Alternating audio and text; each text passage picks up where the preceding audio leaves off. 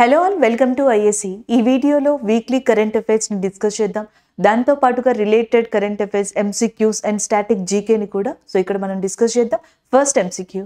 ఇక్కడ first question చూడండి, మనకి భారతదేశం మరియు కజకిస్తాన్ మధ్య ఉమ్మడి సైనిక వ్యాయామం కజింద్ యొక్క ఏ ఎడిషన్ ఇటీవల ప్రారంభమైంది? Which edition of joint military exercise Kazind between that India and Kazakhstan and commenced in recently అని చెప్పేసి అడుగుతున్నారు. దీని ఇన్ఫర్మేషన్ చూస్తే మనకి ఆన్సర్ తెలిసిపోతుంది. 2016 అనమాట, 2016లో మొట్టమొదటిసారిగా కజకిస్తాన్కి ఇండియాకి మధ్య యుద్ధ విన్యాసాన్ని స్టార్ట్ చేశారు. And they given name as a Prabal Dostyk. ఇప్పటికీ కూడా ఈ నేమ్ చాలా చాలా పాపులర్ అనమాట.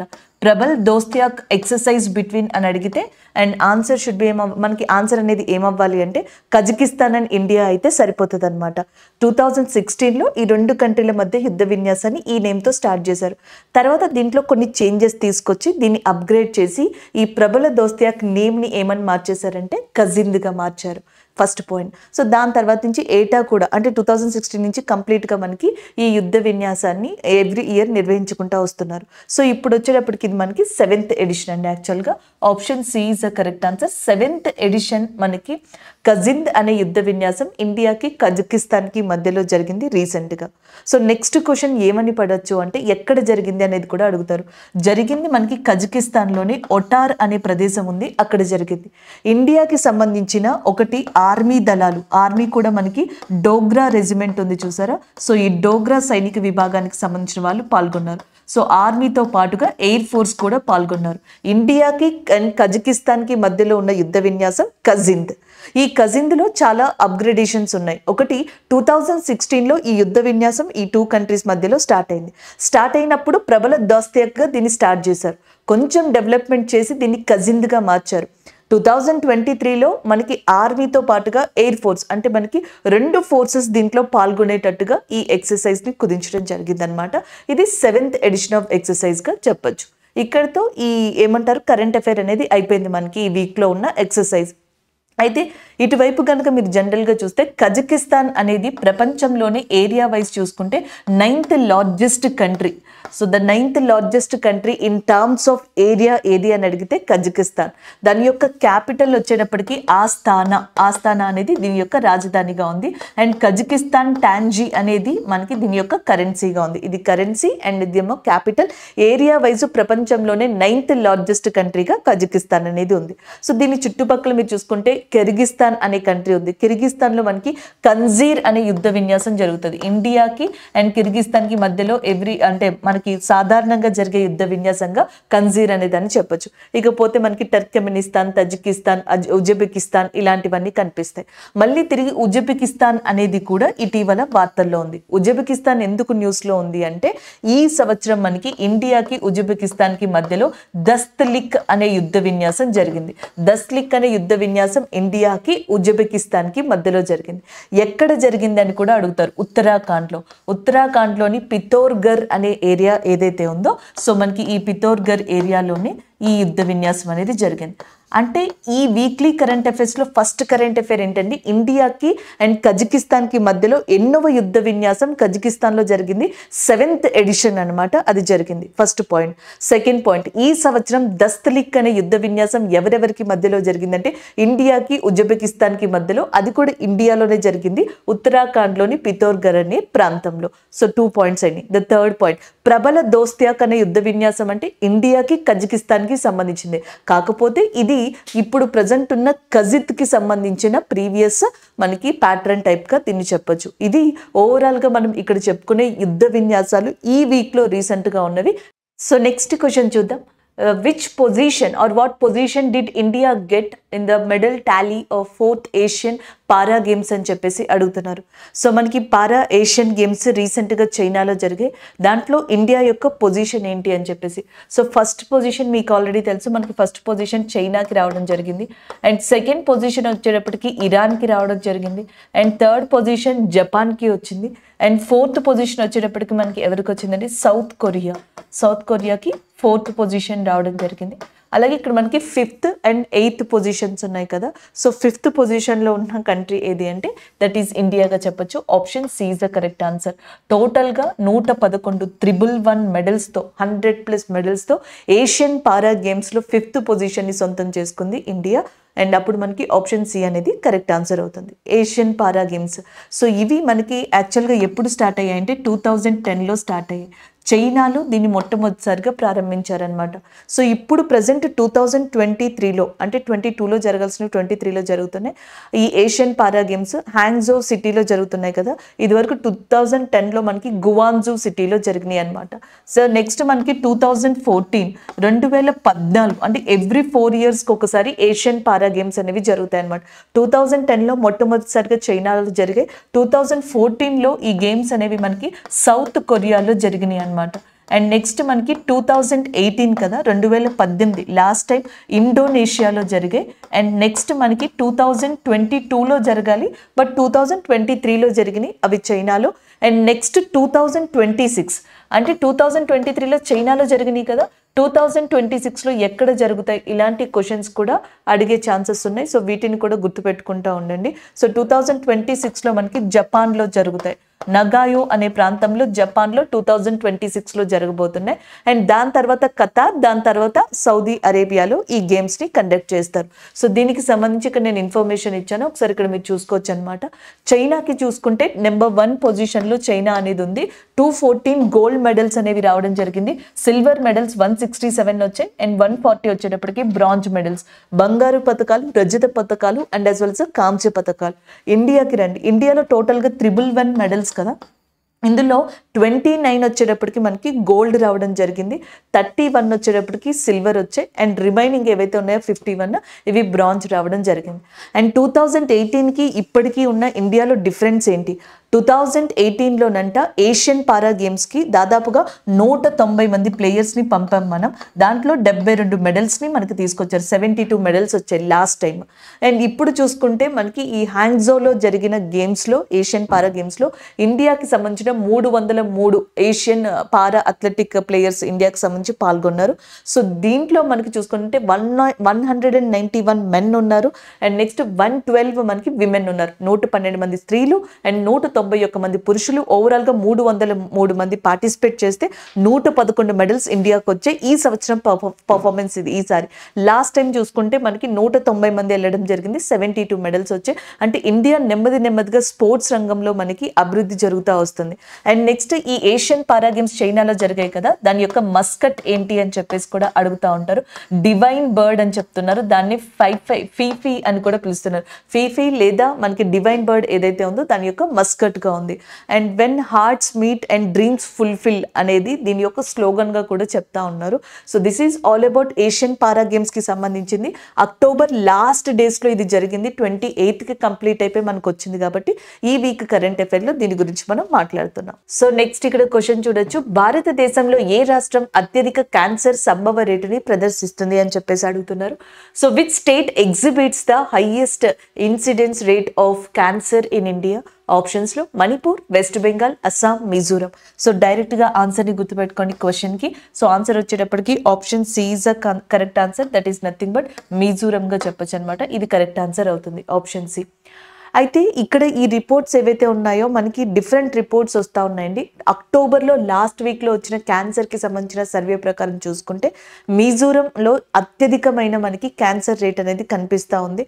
అండ్ అంతకు ముందర కేరళ అనేది చూసాం రిపోర్ట్స్లో కొన్నిటిలో. అండ్ కొన్ని చోట్ల మనకి మేఘాలయ క్యాపిటల్ ఆఫ్ క్యాన్సర్గా కూడా కొన్ని ఆర్టికల్స్ వచ్చాయన్నమాట. బట్ మొత్తానికి రీసెంట్ సర్వేస్ చూసుకుంటే మాత్రం మిజోరం ఏదైతే ఉందో అది భారతదేశంలోనే అత్యధికమైన క్యాన్సర్ సంభవించే రేటుని ప్రదర్శిస్తుందని చెప్తున్నారు. Option C is the correct answer.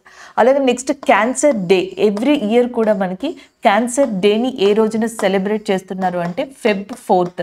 So ప్రతి సంవత్సరం Feb 4th క్యాన్సర్ డే అనే దాన్ని మనకి నిర్వహించడం జరుగుతుంది. ఈ సంవత్సరం దీని యొక్క థీమ్ లేదా ఇతివృత్తాంతం అంటాం కదా, అది వచ్చేటప్పటికి క్లోజ్ ద కేర్ గ్యాప్ అనేది దీని యొక్క ఇతివృత్తాంతంగా ఉంది. Close the care gap is a theme of cancer day and which is celebrated on every year Feb 4th అనమాట. సో అప్పటి నుంచి మనకి డిఫరెంట్ రిపోర్ట్స్ వస్తూ ఉన్నాయి. బట్ ప్రజెంట్ అప్డేటెడ్ రిపోర్ట్ చూసుకుంటే మిజోరం అనేది హైయెస్ట్ క్యాన్సర్ వచ్చే స్టేట్గా కనిపిస్తూ ఉందంట. అండ్ ఇంకొక ఇన్ఫర్మేషన్, ఇది ఎగ్జామ్ పాయింట్ ఆఫ్ వ్యూలో అండ్ జనరల్గా కూడా తెలుసుకోవాల్సింది. భారతదేశంలో అండ్ సర్వేస్ ప్రకారం చూసుకుంటే ప్రతి 900లో ఒకళ్ళు క్యాన్సర్కి గురి అవుతూ ఉన్నారంట. ఈ నేపథ్యంలో 2009 నుంచే కూడా మనకి గవర్నమెంట్ ఆఫ్ ఇండియా ఒక స్కీమ్ని పెట్టింది. ఆ స్కీమ్ వస్తున్న చాలా మందికి ఈ స్కీమ్ గురించి సరిగ్గా తెలియదంట. అలా తెలియకపోవడం వల్ల కేవలం ఒక స్టేట్లో, ఎస్పెషల్లీ ఆంధ్రప్రదేశ్లో అయితే ఇప్పటికీ ఆ స్కీమ్ని 92 మంది వినియోగించుకున్నారంట. సో ఈ క్యాన్సర్ స్కీమ్ ఏంటి అంటే మనకి హెల్త్ మినిస్టర్ ఉన్నారు కదా, health minister cancers patient fund అని చెప్పేసి అంటారు. Health minister cancers patient fund. So దీని కింద ఏం చేస్తారంటే ఎవరైనా ఒక క్యాన్సర్ రోగి ఉంటే ఇనీషియల్గా వాళ్ళకి 2 లక్షల రూపాయల వరకు 2 lakhs వరకు కూడా మనకి ఆర్థిక సహాయాన్ని చేస్తారు.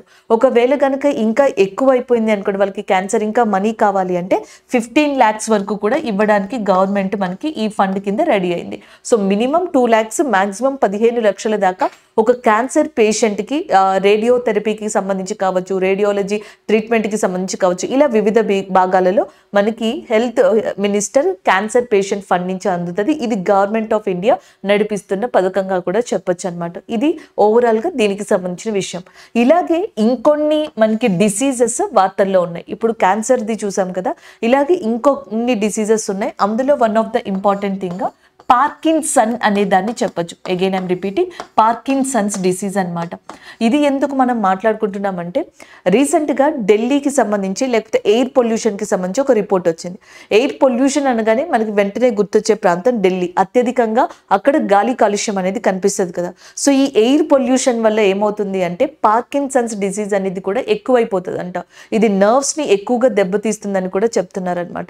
పార్కిన్సన్స్ డిసీజ్కి సంబంధించిన డేని ఎవ్రీ ఇయర్ కూడా ఏప్రిల్ 11th మనకి సెలబ్రేట్ చేసుకోవడం జరుగుతుందన్నమాట.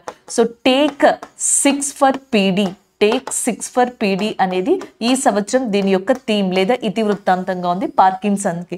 అంటే పార్కిన్సన్ డిసీజ్ గురించి తెలుసుకోవడానికి ఒక 6 minutes తీసుకోండి. టేక్ 6 ఫర్ పీడీ అనేది దీని యొక్క ఇతివృత్తాంతం. పార్కిన్సన్స్ ఎందుకు చెప్పుకుంటున్నామంటే ఎయిర్ పొల్యూషన్ ఉన్న చోట ఎవరైతే ఉంటారో వాళ్ళు అత్యధికంగా ఎఫెక్ట్ అవుతారంటే పార్కిన్సన్ డిసీజ్కి, అండ్ మిగతా చోట్ల ఉన్న వాళ్ళతో కంపేర్ చేసుకుంటే ఆ కంపారబిలిటీలో ఈ డిసీజ్ గురించి చెప్పడం జరిగింది. అండ్ ఇంకొకటి ఏంటి అంటే బంగ్లాదేశ్ యొక్క ప్రైమ్ మినిస్టర్ వచ్చేటప్పటికి షేక్ హసీనా గారు బంగ్లాదేశ్ యొక్క ప్రైమ్ మినిస్టర్గా ఉన్నారు. ఈమె కూతురు ఉన్నారు, ఆమె పేరు సైమా వాజిద్ అని చెప్పేసి ఉన్నారు. Saima Wazed is a daughter of Sheikh Hasina. And present రీసెంట్గా ఈమె ఒక అపాయింట్మెంట్ వల్ల కరెంట్ అఫైర్స్లోకి రావడం జరిగింది. ఆ అపాయింట్మెంట్ ఏంటి అంటే వరల్డ్ హెల్త్ ఆర్గనైజేషన్కి సంబంధించింది, ప్రపంచ ఆరోగ్య సంస్థకి సంబంధించింది. ప్రపంచ ఆరోగ్య సంస్థలో మనకి రీజనల్ ఏమంటారు ఆఫీసర్స్ ఉంటాయి.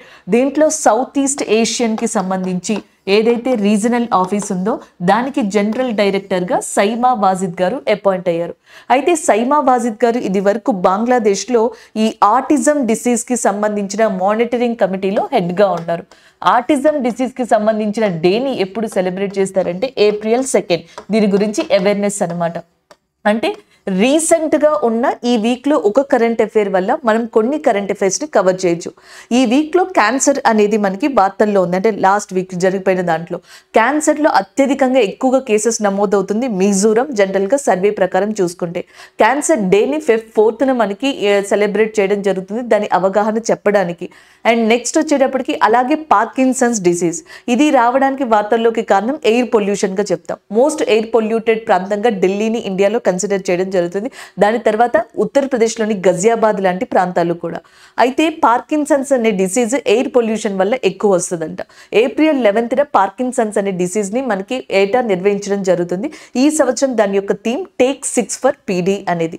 అండ్ నెక్స్ట్ వన్ వచ్చేటప్పటికి అండ్ బంగ్లాదేశ్ యొక్క ప్రైమ్ మినిస్టర్ షేక్ హసీనా గారి యొక్క డాటర్ ఎవరైతే ఉన్నారో సైమా వాజిద్ రీసెంట్గా వరల్డ్ హెల్త్ ఆర్గనైజేషన్కి సంబంధించిన ఏదైతే సౌత్ ఈస్ట్ ఏషియన్ అని ఉంది చూసారా, సో దానికి ఆమె రీజనల్ డైరెక్టర్గా అపాయింట్ అయ్యారు.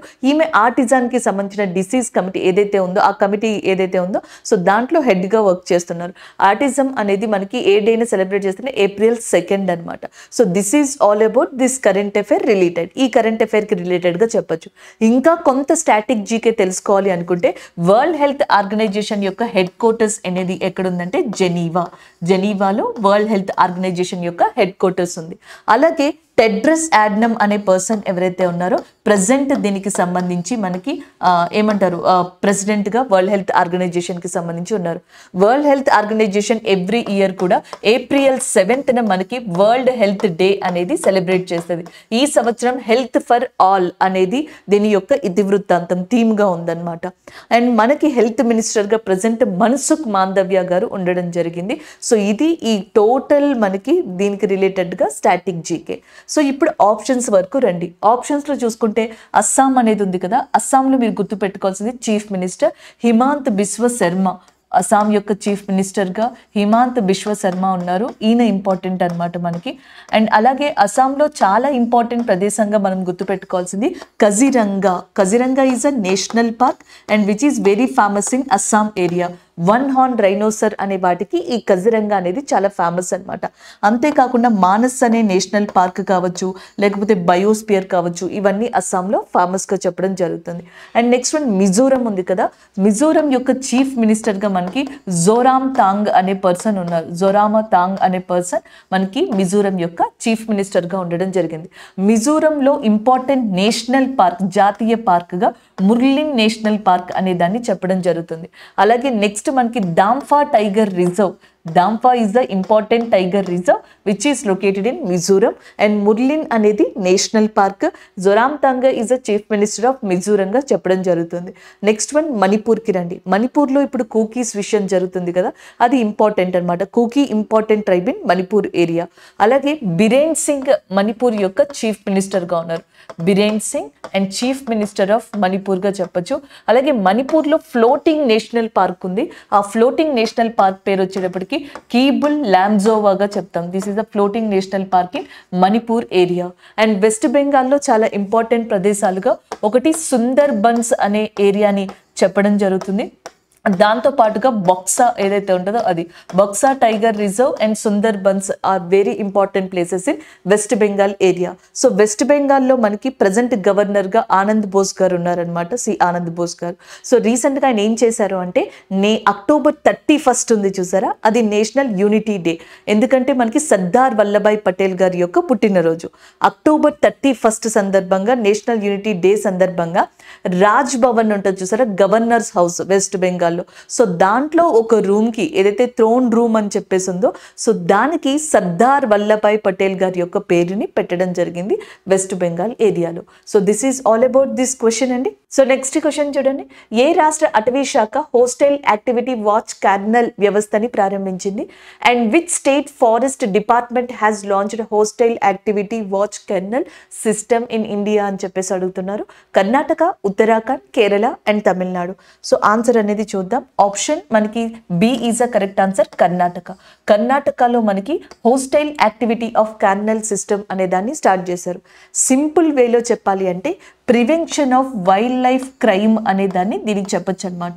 అంటే అడవుల్లో జంతువులని వేటాడడం, చంపడం, హింసించడం, ఎత్తుకుపోవడం, వైల్డ్ లైఫ్ క్రిమినల్స్ కానీ వైల్డ్ లైఫ్ క్రిమినల్ యాక్టివిటీస్ కానీ వీటినన్నిటిని ప్రివెంట్ చేయడం కోసం అండ్ కంప్లీట్గా నిర్మూలించడం కోసం వచ్చింది మనకి ఈ హాక్ సిస్టమ్గా చెప్తాం. అయితే దీంట్లో తెలుసుకోవాల్సిన పాయింట్స్ ఏంటి అంటే 2017లోనే కర్ణాటకలో ఈ హాక్ సిస్టమ్ అనేది వాస్తవానికి స్టార్ట్ అయింది. మనకి Wildlife Trust of India అని చెప్పేసి సంస్థ ఉంది. సో ఈ Wildlife Trust of India Karnataka గవర్నమెంట్తో కలిసి మనకి 2017లోనే హాక్ సిస్టమ్ని తీసుకొచ్చింది. దాని తర్వాత నెక్స్ట్ 2019లో కేరళలో మళ్ళీ ఇదే సిస్టమ్ స్టార్ట్ అయింది. అయితే ఇప్పుడు 2023లో అప్పట్లో స్టార్ట్ చేసిన హాక్ సిస్టమ్ ఉంది కదా, దాని అప్గ్రేడెడ్ వర్షన్ని తీసుకొచ్చారు తీసుకొచ్చారు, కొన్ని మార్పులు చేయించి దీన్ని తీసుకొచ్చారు. దీంట్లో ఏం చేస్తారంటే మొబైల్స్ని కానీ డిజిటల్ టెక్నాలజీని ఇలాంటి వ్యవస్థను యూజ్ చేసుకుని ఆ అటవీ ఏరియాని మొత్తాన్ని కూడా ఫారెస్ట్ ఏరియాని డివిజన్స్ కింద చేసేస్తారు. డివిజన్స్ చేసేసిన తర్వాత వాటిని అన్నిటినీ కూడా మానిటరింగ్లో పెట్టుకొని సో మనకి మొబైల్స్ అండ్ టెక్నాలజీ ద్వారా అక్కడ మొత్తం అంతా కూడా మానిటర్ చేస్తూ ఉంటారనమాట. సో దానివల్ల వైల్డ్ లైఫ్ని ప్రొటెక్ట్ చేయొచ్చు అండ్ క్రిమినల్స్ ఎవరైతే ఉన్నారో వాళ్ళని కూడా కంట్రోల్ చేయొచ్చు. అదే ఈ Hawk system which is recently started in Karnataka with the help of wild life of Trust of ఇండియాగా చెప్పొచ్చు అనమాట, Wildlife Trust of India. And next one, Karnataka యొక్క చీఫ్ మినిస్టర్ మనకి సిద్ధారామయ్య అండ్ అలాగే కర్ణాటక యొక్క గవర్నర్గా ప్రజెంట్ మనకి తవార్ చంద్ గెహ్లాత్ ఉన్నారు. So TC Gehlot is a present governor of కర్ణాటకగా చెప్పొచ్చు. ఇంకొక ఇంపార్టెంట్ న్యూస్ కర్ణాటకకి సంబంధించి ఏంటి అంటే రీసెంట్గా వచ్చిన రిపోర్ట్స్లో ప్రపంచంలోనే మోస్ట్ పంక్చువల్ ఇంటర్నేషనల్ ఎయిర్పోర్ట్గా కర్ణాటకలోని కెంపగౌడ్ ఇంటర్నేషనల్ ఎయిర్పోర్ట్ అనేది అర్హతని సాధించింది. The most punctual international airport in the world is a Karnataka international airport, the Kempegowda international airport in కర్ణాటకగా చెప్పడం జరుగుతుంది. అది ఒక అప్డేటెడ్ కరెంట్ అఫైర్ అండి దీనికి సంబంధించి. అండ్ ద నెక్స్ట్ వన్, కేరళకి మీకు ఆల్రెడీ తెలుసు చీఫ్ మినిస్టర్ వచ్చేటప్పటికి విజయన్ గారుగా ఉన్నారు అండ్ నెక్స్ట్ గవర్నర్ వచ్చేటప్పటికి ఆరిఫ్ మొహమ్మద్ ఖాన్. అలాగే కేరళలో మనకి ప్రజెంట్ నిఫా వైరస్ గురించి కూడా మనం లాస్ట్ టైం డిస్కస్ చేసాం. రీసెంట్గా మనకి నిఫా వైరస్ అనేది కేరళలో సర్జ్ అయినట్టుగా కేసెస్ రికార్డ్ అయినట్టుగా కూడా మనం చెప్పుకోవడం జరిగింది. సో అది ఒక పాయింట్ ఇక్కడ చూడొచ్చు. నెక్స్ట్ వన్, తమిళనాడులో చీఫ్ మినిస్టర్గా స్టాలిన్ ఉన్నారు. అలాగే రవి ఎవరైతే ఉన్నారో ఆర్ఎన్ రవి గారు ఆయన గవర్నర్గా ఉన్నారనమాట. నెక్స్ట్ తమిళనాడులో మనకి ఇంపార్టెంట్గా కులశేఖర పట్టణం అనే ప్లేస్ ఉంది. There is a place called Kulasekhara పట్టణం. సో ఇది ఇండియాకి సెకండ్ స్పేస్ పోర్ట్గా రాబోతుంది అని కూడా ఇండియన్ గవర్నమెంట్ అనౌన్స్ చేయడం జరిగింది. సో ఇండియన్ గవర్నమెంట్ ఇస్రో యొక్క ఆపరేషన్స్కి మెయిన్గా ప్రైవేట్ స్పేస్ ఏజెన్సీస్ యొక్క ఆపరేషన్స్కి స్పేస్ పోర్ట్ని మనకి నిర్మించబోతుంది కులశేఖర పట్టణంలో. ఇది సెకండ్ స్పేస్ పోర్ట్ ఆఫ్ ఇండియాగా మారబోతుంది మాట, తమిళనాడులో లొకేట్ అయి ఉంది. అండ్ ఇస్రో యొక్క ప్రజెంట్ చైర్మన్గా ఎవరున్నారంటే సోమనాథన్ గారు ఇస్రో యొక్క ప్రజెంట్ చైర్మన్గా ఉన్నారు. అది ఒక పాయింట్ ఇక్కడ మీరు రివైజ్ చేసుకోవచ్చు. And coming to the Uttarakhand area, so Uttarakhand chief మినిస్టర్గా పుష్కర్ సింగ్ ధామీ ఉన్నారు. ఉత్తరాఖండ్ యొక్క ప్రజెంట్ చీఫ్ మినిస్టర్ ఎవరు అంటే మనకి పుష్కర్ సింగ్ ధామీ గారుగా చెప్పొచ్చు. ఇంకొక పాయింట్ ఏంటి అంటే ఇక్కడ తుంగనాథ టెంపుల్ అని చెప్పేసి ఉంది. There is a temple called Tungnath temple which is located in Uttarakhand area. అది రీసెంట్గా మనకి వార్తల్లోకి రావడం జరిగింది. That is also located in Uttarakhand. And next వచ్చేటప్పటికి ఉత్తరాఖండ్లో ఇంపార్టెంట్గా ఉన్న national park Jim Corbett national park చెప్పొచ్చు. This is the first national park in India.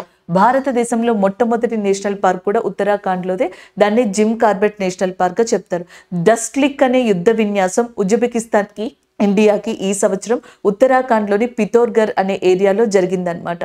అంతేకాకుండా ఉత్తరాఖండ్లో మనకి దేవస్థల్ అనే ఒక ఏరియా ఉంది. There is a place call Devasthal. ఇక్కడ 2023లో ఈ ఇయర్లో ఇండియా మనకి ఇంటర్నేషనల్ లిక్విడ్ మిర్రర్ టెలిస్కోప్ అనే దాన్ని స్టార్ట్ చేసింది. ఇంటర్నేషనల్ లిక్విడ్ మిర్రర్ టెలిస్కోప్ అనమాట. 4 మీటర్స్ అంటే దీని యొక్క మెజర్మెంట్. సో అలాంటి టెలిస్కోప్ని దేవస్థల్లో స్టార్ట్ చేసింది రీసెంట్గా ఉత్తరాఖండ్లో Indian government. This is all about this information అండి. ఇక్కడ మాత్రం మనం గుర్తుపెట్టుకోవాల్సింది ఏంటి అంటే వన్యప్రాణులు ఏవైతే ఉంటాయో సో వాటిని కాపాడడం కోసం అని చెప్పేసి హాక్ సిస్టమ్ క్రిమినల్ యాక్టివిటీస్ని కంట్రోల్ చేయడానికి కర్ణాటక గవర్నమెంట్ ఒక అప్గ్రేడేషన్ ప్రోగ్రామ్తో వైల్డ్ లైఫ్ ట్రస్ట్ ఆఫ్ ఇండియాతో స్టార్ట్ చేసింది. ఇంకొక పాయింట్, మనకి వైల్డ్ లైఫ్ ప్రొటెక్షన్ యాక్ట్ అని కూడా అంటాం. వన్యప్రాణి సంరక్షణ చట్టం, wild life protection act. So వన్యప్రాణి సంరక్షణ చట్టం అనేది మనకి ఏ ఇయర్లో వచ్చింది అంటే 1972లో వైల్డ్ లైఫ్ ప్రొటెక్షన్ యాక్ట్ అనేది రావడం జరిగింది. అలాగే నెక్స్ట్ ఇవన్నీ కాపాడాలంటే మెయిన్ ఏ ఏరియాని మనం ఫోకస్ చేయాలి, ఫారెస్ట్ని మనం మెయిన్గా ఫోకస్ చేయాలన్నమాట. సో అడవులకి సంబంధించి మీరు గుర్తుపెట్టుకోవాల్సింది ఫారెస్ట్ డేగా చెప్పడం జరుగుతుంది. March 21 ఫారెస్ట్ డేగా సెలబ్రేట్ చేయడం జరుగుతుంది. ఫారెస్ట్ అండ్ హెల్త్ అనేది దీని యొక్క థీమ్ అన్నమాట. ఫారెస్ట్ అండ్ హెల్త్ అనేది దీని యొక్క థీమ్గా ఉంది ఈ సంవత్సరం. సో ఇలా ఒక్కొక్క దాన్ని గుర్తుపెట్టుకుంటారండి. March 21 forest health and forest and health అనేది ఫారెస్ట్ డే యొక్క థీమ్గా ఉంది. వైల్డ్ లైఫ్ ప్రొటెక్షన్ యాక్ట్ 1972లో మనకి స్టార్ట్ అయింది. అండ్ వైల్డ్ లైఫ్ని ప్రొటెక్ట్ చేయడానికి క్రిమినల్ యాక్టివిటీస్ని తగ్గించి మానిటర్ చేయడానికి కర్ణాటక గవర్నమెంట్ స్టార్ట్ చేసిందే మనకి హాక్ సిస్టమ్. బట్ ఈ హాక్ సిస్టమ్ అప్గ్రేడెడ్ వర్షన్ ప్రీవియస్గా ఆల్రెడీ 2017లో స్టార్ట్ అయింది. దాని తర్వాత 2019లో అదే వర్షన్ని కేరళ గవర్నమెంట్ కూడా అడాప్ట్ చేసుకుంది. అంతేకాకుండా మనకి యునెస్కో యునెస్కో అని చెప్పేసి ఉంది చూసారా, యునెస్కో ఈ వీక్లో లాస్ట్ వీక్లో యునెస్కో కూడా మనకి న్యూస్లో ఉంది. యునెస్కో హెడ్ క్వార్టర్స్ వచ్చేటప్పటికి మనకి ప్యారిస్లో లొకేట్ అయి ఉంది. ఈ యునెస్కో ప్రపంచంలోని అడవుల్ని కాపాడడానికి, ఏరియాస్ని కాపాడడానికి, కల్చర్ని ప్రొటెక్ట్ చేయడానికి వివిధ ప్రోగ్రామ్స్ని స్టార్ట్ చేస్తుంది. For example man and biosphere అనే ప్రోగ్రామ్ కావచ్చు, వరల్డ్ హెరిటేజ్ సైట్ అనే ప్రోగ్రామ్ కావచ్చు. అలా యునెస్కో స్టార్ట్ చేసిన ఇంకొక ప్రోగ్రామ్ ఏంటి అంటే ఏమంటారు క్రియేటివ్ సిటీస్ అని చెప్పేసి సిసిఎన్ అనమాట, క్రియేటివ్ సిటీస్ నెట్వర్క్, సిసిఎన్గా చెప్పచ్చు అనమాట. దీన్ని స్టార్ట్ చేసింది. దీంట్లో భాగంగా ఇండియాలో 2 ప్లేసెస్ని రికగ్నైజ్ చేసింది. ఏది క్రియేటివ్ సిటీస్ నెట్వర్క్లో భాగంగా. ఒకటి మధ్యప్రదేశ్లోని గ్వాలియర్, దాన్ని మ్యూజిక్ కేటగిరీలో రికగ్నైజ్ చేసింది. రెండోది కేరళలోని కుజికోడ్ అనే ప్రదేశం. కేరళలోని కుజికోడ్ అనే ప్రదేశం ఉంది చూసారా. సో ఈ ప్రదేశం వచ్చేటప్పటికి మనకి మెయిన్గా లిటరేచర్, సాహిత్య విభాగంలో రికగ్నైజ్ చేయబడింది అనమాట. ఇది ఇంకొక అప్గ్రేడెడ్ న్యూస్గా మీరు గుర్తుపెట్టుకోవచ్చు. అండ్ మనం ఇక్కడున్న కరెంట్ అఫైర్ని కవర్ చేసాం. దాంతోపాటుగా రీసెంట్గా గత కొన్ని రోజుల్లో జరిగిన కరెంట్ అఫైర్స్ని కూడా ఇక్కడ కవర్ చేయడం జరిగింది. సో నెక్స్ట్ క్వశ్చన్ చూడండి. మనకి రాజుకి సంబంధించింది, కింగ్కి సంబంధించింది. సుల్తాన్ ఇబ్రహీం స్కందర్ ఏ దేశానికి కొత్త రాజుగా ఎన్నికయ్యారు? So Sultan Ibrahim Iskandar has been elected as a king of which country అని చెప్పేసి Malaysia, Philippines, Vietnam and Singapore. Answer వచ్చేటప్పటికి Malaysia is a correct answer. Option B is a correct one. So మలేషియాకి ప్రెసిడెంట్గా నూతన రాజుగా, కింగ్గా సుల్తాన్ Ibrahim స్కందర్ అనే person appoint అయ్యారు. సుల్తాన్ అనేది కామన్ పాయింట్ అండి, అంటే రాజు కాబట్టి ఎట్లనే చెప్తారు. ఇంకా మీకున్నది ఇబ్రహీం స్కందర్ కదా. సో ఈ పాయింట్ ఒక్కటే గుర్తుపెట్టుకోండి, Iskandar is a new king of Malaysia. ఇంత పాయింట్ని గుర్తుపెట్టుకునే కన్నా జస్ట్ ఇదొక్క పాయింట్ గుర్తుపెట్టుకుంటే సరిపోతుంది. మలేషియా యొక్క కొత్త రాజుగా ఎంపికయ్యారు. 8వ రాజు అని కూడా అడుగుతారనమాట. 17th కింగ్గా ఈయన ఎంపిక కావడం జరిగింది. అండ్ మలేషియా యొక్క రాజధాని ఏది అంటే మనకి కూలాలంపూర్గా చెప్పడం జరుగుతుంది. This is a capital of Malaysia. Last year 2022లో మలేషియాకి ఇండియాకి మధ్యలో ఒక యుద్ధ విన్యాసం జరిగింది. దాన్నే హరిమావు యుద్ధ విన్యాసం అని కూడా పిలవడం జరుగుతుంది. ఇది మనకి లాస్ట్ టైం మలేషియాలోనే పులాయి అనే ప్రాంతం ఉంది, అక్కడ జరిగింది అనమాట. ఇండియన్ ఆర్మీకి మలేషియన్ ఆర్మీకి మధ్యలో హరిమావు అనే యుద్ధ విన్యాసం. నెక్స్ట్ వన్ ఫిలిప్పీన్స్ వచ్చేటప్పటికి మీరు గుర్తుపెట్టుకోవాల్సింది ఏషియన్ డెవలప్మెంట్ బ్యాంక్, ఆసియా అభివృద్ధి బ్యాంక్ ఉంది చూసారా. దీని యొక్క హెడ్ క్వార్టర్స్ అనేది ఫిలిప్పీన్స్లోనే లొకేట్ అయి ఉంది. నెక్స్ట్ వచ్చేటప్పటికి సింగపూర్ అండ్ వియత్నాం ఉన్నాయి కదా. వియత్నాంని ఎక్కువగా క్వశ్చన్స్ని స్ట్రెస్ చేస్తూ ఉంటారు. Hanoi is a capital city of వియత్నాంగా చెప్పచ్చు. వియత్నామీస్ డాంగ్ అనేది ఏదైతే ఉందో దాని యొక్క కరెన్సీగా ఉందన్నమాట. ఇంకా చెప్పాలంటే ఓ వాన్ తువాంగ్ అనే పర్సన్ ఎవరైతే ఉన్నారో, Tuang is a president of వియత్నాంగా చెప్తాం. తువాంగ్ అని చెప్పేసి చెప్పచ్చు. ఈయన ప్రెసెంట్ మనకి ప్రెసిడెంట్గా ఉన్నారు వియత్నాంకి. Currency dong and president capital వచ్చేటప్పటికి హనోయి. ఇది వియత్నాంకి సంబంధించి. ఫిలిప్పీన్స్కి సంబంధించి ఏషియన్ డెవలప్మెంట్ బ్యాంక్ గుర్తుపెట్టుకోండి. Iskandar is a present king, 17th king of Malaysia. మలేషియాకి ఇండియాకి మధ్యలో మనకి హరిమావు అనే యుద్ధ విన్యాసం లాస్ట్ టైం మలేషియాలో జరిగింది, పులైలో. అండ్ నెక్స్ట్ దాని యొక్క క్యాపిటల్ వచ్చేటప్పటికి కూలాలంపూర్గా ఉంది. చాలా వరకు చాలా కంట్రీస్లో మనకి కొత్త ప్రెసిడెంట్స్ రావడం కానీ, ప్రెసిడెంట్స్ న్యూస్లోకి రావడం కానీ ఇలా జరుగుతున్నాయి. ఫర్ ఎగ్జాంపుల్ ఇజ్రాయెల్ అనేది ఎక్కువగా వార్తల్లో కనిపిస్తూ ఉందన్నమాట. ఈ ఏమంటారు మెయిన్ ఇష్యూ వల్ల. ఇజ్రాయెల్ యొక్క ప్రైమ్ మినిస్టర్గా ఎవరున్నారండి? బెంజమిన్ నెతాన్యూ అనే పర్సన్ ప్రెసెంట్ మనకి ఇజ్రాయెల్ యొక్క ప్రైమ్ మినిస్టర్గా ఉన్నారు. ఈయన పేరు కావచ్చు. నెక్స్ట్ వన్ దీనికి ఆపోజిట్లో ఇరాన్ అస్తమాను ఫ్రీక్వెంట్గా వార్తల్లోకి వస్తుంది. ఇరాన్ యొక్క ప్రెసిడెంట్గా మనకి ప్రెసెంట్ ఇబ్రహీం రైజీ అనే పర్సన్ ఉన్నారు. Ibrahim Raisi is a present president of ఇరాన్గా చెప్పచ్చు అనమాట. ఇలాంటివి కావచ్చు. నెక్స్ట్ వచ్చేటప్పటికి జపాన్ యొక్క ప్రైమ్ మినిస్టర్గా ప్రెసెంట్ మనకి ఫ్యూమియో కిషిడా అనే పర్సన్ ఉన్నారు.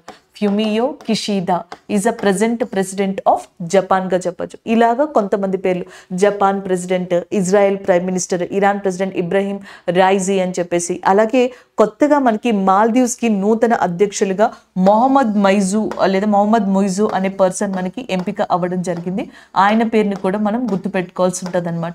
ఇలాంటివి ఈ పాయింట్స్ ఏవైతే ఉన్నాయో ఈ పాయింట్స్ని మీరు ఫ్రీక్వెంట్గా ప్రిపేర్ అవుతూ ఉండండి. ప్రెసిడెంట్స్, గవర్నర్స్, కరెన్సీ, క్యాపిటల్ ఇవి బ్యాంకింగ్, ఎస్ఎస్సి, రైల్వేస్కి బాగా ఉపయోగపడతాయి. ఈవెన్ గ్రూప్స్ లాంటి ఎగ్జామ్స్లో కూడా మీకు 4 ఆప్షన్స్ ఇచ్చినప్పుడు ఇవి యూజ్ అవుతాయి. సో నెక్స్ట్ వన్ చూడండి, ఇంటర్నేషనల్ మైగ్రేషన్ అవుట్లుక్ 2023 ప్రకారం విదేశీ పౌరసత్వం పొందడంలో ఏ దేశం ముందుంది? So which country leads in acquiring foreign citizenship and according to that international migration outlook 2023. మనకి OECD అని చెప్పేసి ఉందండి. OECD అంటే అర్థం ఏంటి అంటే organisation of economic cooperation development. Again I'm repeating, organisation of economic cooperation development, అది OECD అంట. దీంట్లో టోటల్గా మెంబర్స్ వచ్చేటప్పటికి 38 కంట్రీస్ ఉన్నాయి. అండ్ దీని యొక్క హెడ్ క్వార్టర్స్ వచ్చేటప్పటికి ప్యారిస్లో ఉందన్నమాట. ఇది social development and as well as economic development మీద దృష్టి సరిస్తుంది ప్రపంచంలో.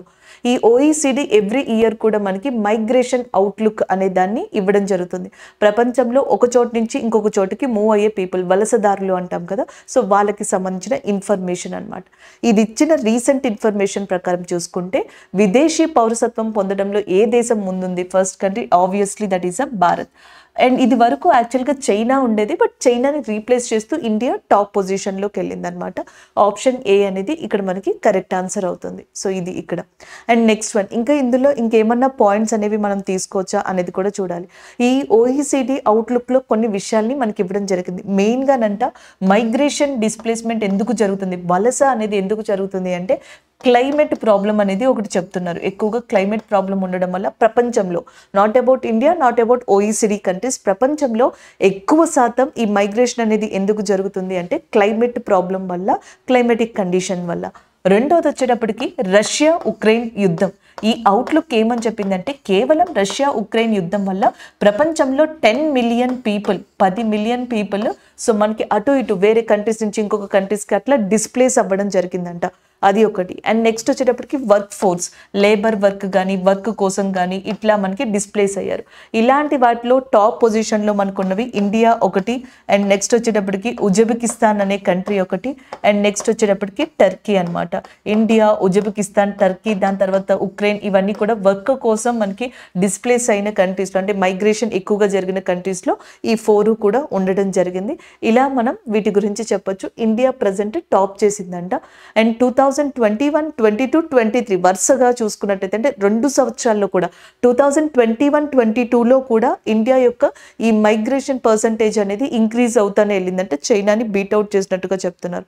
ఇంకా చెప్పాలంటే ఇండియాకి సంబంధించి అయితే 0.41 మిలియన్ న్యూ మైగ్రెంట్స్ అనేవి జరిగాయంట. 0.41. అదే కనుక చైనాది తీసుకుంటే 0.23 న్యూ మైగ్రెంట్స్గా, వలసదారులు ఉన్నట్టుగా చెప్తున్నారు అనమాట. సో ఇలా మనం ఓవరాల్గా ఇక్కడ మాట్లాడుకోవచ్చు. ఆప్షన్ ఏ అనేది కరెక్ట్ ఆన్సర్ అవుతుంది. నెక్స్ట్ వన్ మనకి December 18th ఎవ్రీ ఇయర్ కూడా ఇంటర్నేషనల్ మైగ్రేషన్ డే, ప్రపంచ వలసదారుల దినోత్సవం అనేది ప్రతి సంవత్సరం December 18th మనకి సెలబ్రేట్ చేసుకోవడం జరుగుతుంది. అండ్ దక్షిణ కొరియా, సౌత్ కొరియా యొక్క క్యాపిటల్ మీకు తెలుసు కదా, Seoul is a capital of South కొరియాగా మనం చెప్పడం జరుగుతుంది. Tokyo is a capital of జపాన్గా చెప్పడం జరుగుతుంది.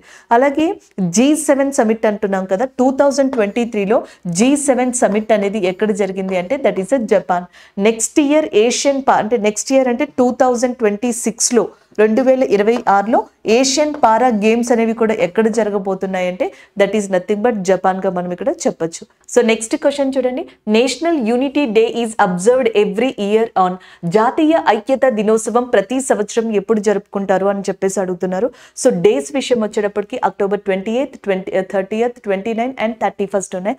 సో ఆన్సర్ వచ్చేటప్పటికి option D is a correct answer, October 31st అనమాట.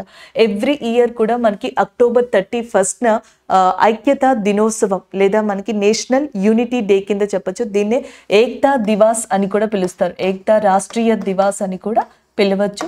సర్దార్ వల్లభాయ్ పటేల్ గారు ఉంటారు చూసారా, సర్దార్ వల్లభాయ్ పటేల్ గారి యొక్క జ్ఞాపకార్థంగా ఆయన బర్త్ డే అనమాట ఆ రోజు. సో అందుకని చెప్పేసి మనకి ఈ డేని నిర్వహించడం జరుగుతుంది. ఇంకా సర్దార్ వల్లభాయ్ పటేల్ గారి విషయానికి వస్తే ఈయనని ఉక్కు మనిషి, ఐరన్ మ్యాన్ ఆఫ్ ఇండియా అని చెప్పేసి సర్దార్ వల్లభాయ్ పటేల్ గారిని పిలవచ్చు అనమాట. ఈ పాయింట్ ఎక్కువగా ఈ రైల్వేస్ లాంటి వాటిలో అడుగుతూ ఉంటారు, ఐరన్ మ్యాన్ ఆఫ్ ఇండియాగా ఈయన్ని పిలవడం జరుగుతుంది. అలాగే నెక్స్ట్ సర్దార్ వల్లభాయ్ పటేల్ గారు ఇండిపెండెన్స్ వచ్చిన తర్వాత ఇండియాకి ఫస్ట్ ఫస్ట్ డిప్యూటీ ప్రైమ్ మినిస్టర్గా వర్క్ చేశారు అండ్ ఫస్ట్ హోమ్ మినిస్టర్గా కూడా వర్క్ చేశారు. మన మొట్టమొదటి హోంశాఖ మంత్రి అలాగే ఫస్ట్ డిప్యూటీ ప్రైమ్ మినిస్టర్ కూడా సర్దార్ వల్లభాయ్ పటేల్ గారుగా చెప్పొచ్చు అనమాట. ఈయన యొక్క స్టాట్యూని స్టాట్యూ ఆఫ్ యూనిటీ అని చెప్పేసి అంటారు. గుజరాత్లోని కేవదియా ప్రాంతంలో ఉంది. ప్రపంచంలోనే టాలెస్ట్ స్టాట్యూ అనమాట. నుంచున్న పొజిషన్లో, కూర్చున్న పొజిషన్లో కూడా విగ్రహాలు ఉంటాయి. వాటికి కూడా మనకి టాలెస్ట్ని తీసుకుంటారు. ఓవరాల్గా మొత్తంలో చూసుకుంటే నుంచున్న పొజిషన్లో, స్టాండింగ్ పొజిషన్లో చూసుకుంటే the tallest statue in the world కింద స్టాట్యూ ఆఫ్ యూనిటీ లేదా సర్దార్ వల్లభాయ్ పటేల్ గారి విగ్రహాన్ని చెప్తారు. కేవదియా అనే ప్రాంతంలో గుజరాత్లో ఇది లొకేట్ అయి ఉంది. So this is all about October 31st. So ఇక్కడ డేస్ వచ్చాయి కాబట్టి కొన్ని ఇంపార్టెంట్ డేస్ అట్లీస్ట్ మనం రివైజ్ చేయడానికి చూద్దాం కొంచెం తక్కువ టైంలో.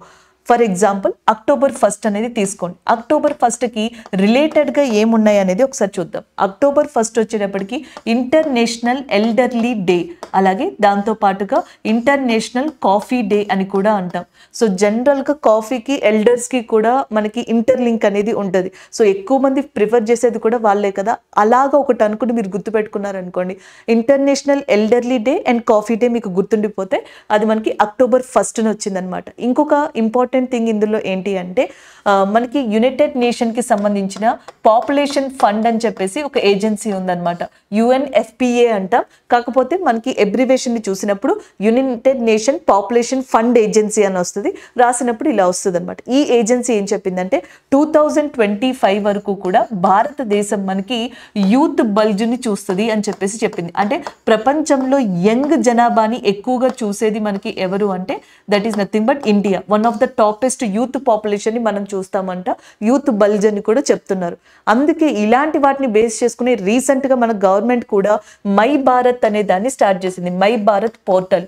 ఈ మై భారత్ పోర్టల్ అనే దాన్ని ఎవరు లాంచ్ చేశారంటే ప్రైమ్ మినిస్టర్ నరేంద్ర మోడీ గారు లాంచ్ చేశారు. మై భారత్ ని ఇంకా విడదీశారనుకోండి, మేరా యువ భారత్ అనే అర్థం కూడా వస్తుంది. మై భారత్ అనొచ్చు లేదా మేరా యువ భారత్ అని కూడా పిలవచ్చు అనమాట.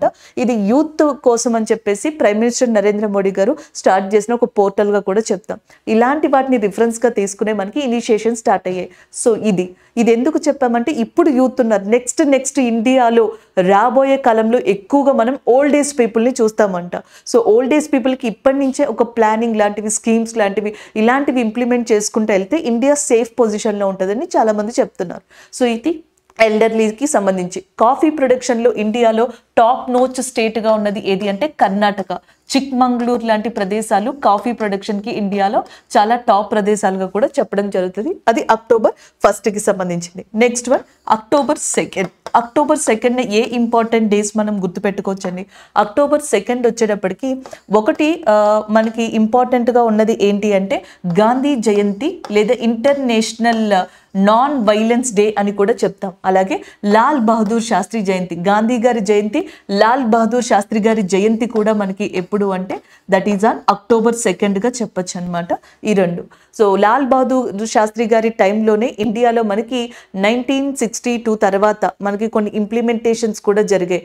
ఆయన టైంలోనే తష్కంట్ ట్రీటీ అనేది కూడా జరిగింది. తష్కంట్ ఒప్పందం అని కూడా అంటాం.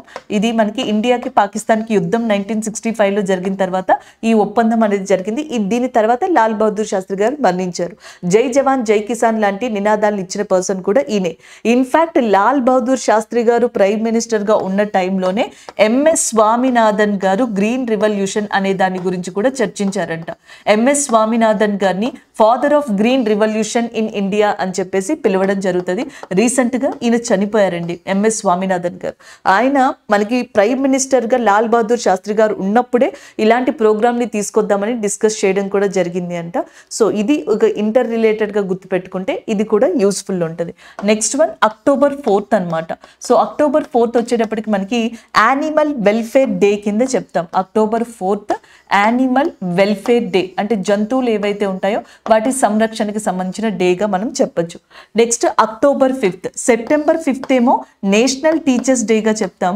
October 5th వచ్చేటప్పటికి ఇంటర్నేషనల్ టీచర్స్ డేగా చెప్పడం జరుగుతుంది. అంతర్జాతీయ మనకి ఉపాధ్యాయుల దినోత్సవంగా 5th తీసుకుంటాం. October 7th వచ్చేటప్పటికి మనకి వరల్డ్ కాటన్ డేగా తీసుకోవడం జరుగుతుంది. సో మనకి వరల్డ్ కాటన్ డే అనేది ఎప్పుడు సెలబ్రేట్ చేస్తారంటే October 7th అనమాట. కాటన్ ప్రొడక్షన్కి ఇండియాలో ఏ సాయిల్ ఫేమస్? బ్లాక్ సాయిల్ అనేది ఫేమస్. మహారాష్ట్ర, దాని తర్వాత గుజరాత్ లాంటివి కాటన్ని ఎక్కువగా పండిస్తాయి. సో మనకి ఆల్మోస్ట్ నేను 1st నుంచి 7th దాకా కొన్ని డేట్స్ చెప్పాను. October 1 elderly day and coffee day. 2nd day వచ్చేటప్పటికి అక్టోబర్ 2న గాంధీ జయంతి అండ్ లాల్ బహదూర్ శాస్త్రి జయంతి. అండ్ వీళ్ళిద్దరితో పాటుగా మనకి ఇంటర్నేషనల్ నాన్ వైలెన్స్ డేని యునైటెడ్ నేషన్ రికగ్నైజ్ చేసింది అక్టోబర్ 2న. దాన్ని నిర్వహించుకుంటూ వస్తున్నాం. October 4 animal welfare day, October 5 మనకి international teachers day and October 7 cotton డేగా చెప్తాం.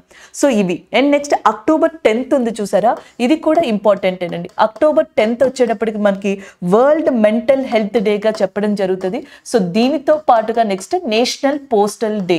So national post day and world mental health day కూడా ఎప్పుడు అంటే అక్టోబర్ 10. సో అక్టోబర్ 1 నుంచి అక్టోబర్ 10 వరకు అట్లీస్ట్ కొన్ని డేస్ని మనం ఇక్కడ కవర్ చేయగలిగాం. అలాగే నెక్స్ట్ కనుక ఇంకొన్ని చూద్దాం. అంటే మనకి అక్టోబర్ 1 నుంచి 10 వరకు చూసాం. దాని తర్వాత నెక్స్ట్ చూసుకుంటే October 11 and next October 12, October 15.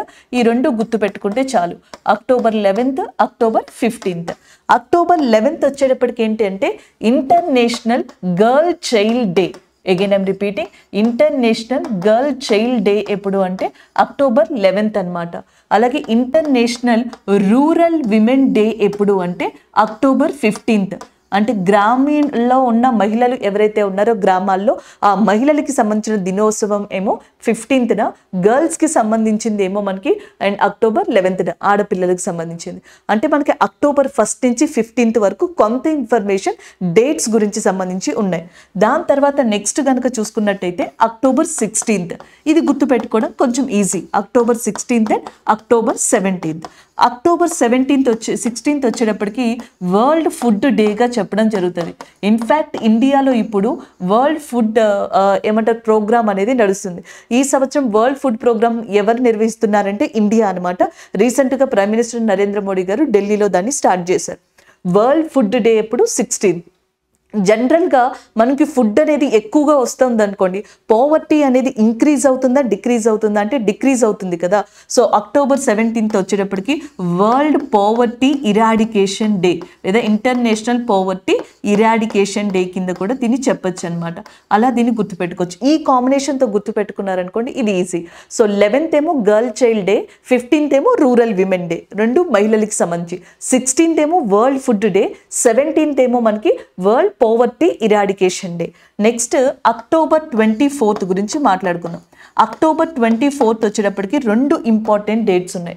ఒకటి ఐక్యరాజ్య సమితి దినోత్సవం, యునైటెడ్ నేషన్ డే అని చెప్పేసి అక్టోబర్ 24న చెప్పడం జరుగుతుంది.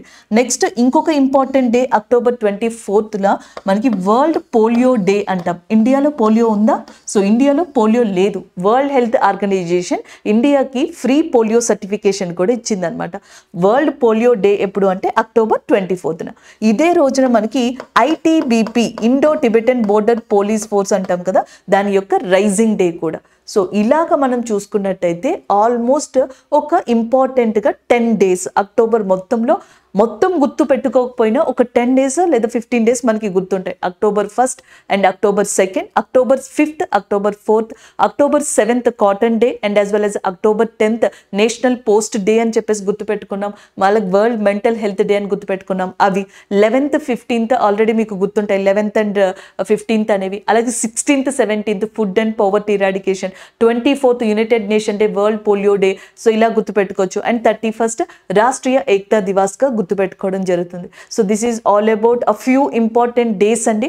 అలాగే రీసెంట్గా ఈ వీక్లో అయితే మనకి నవంబర్ 3 కూడా చాలా ఇంపార్టెంటే.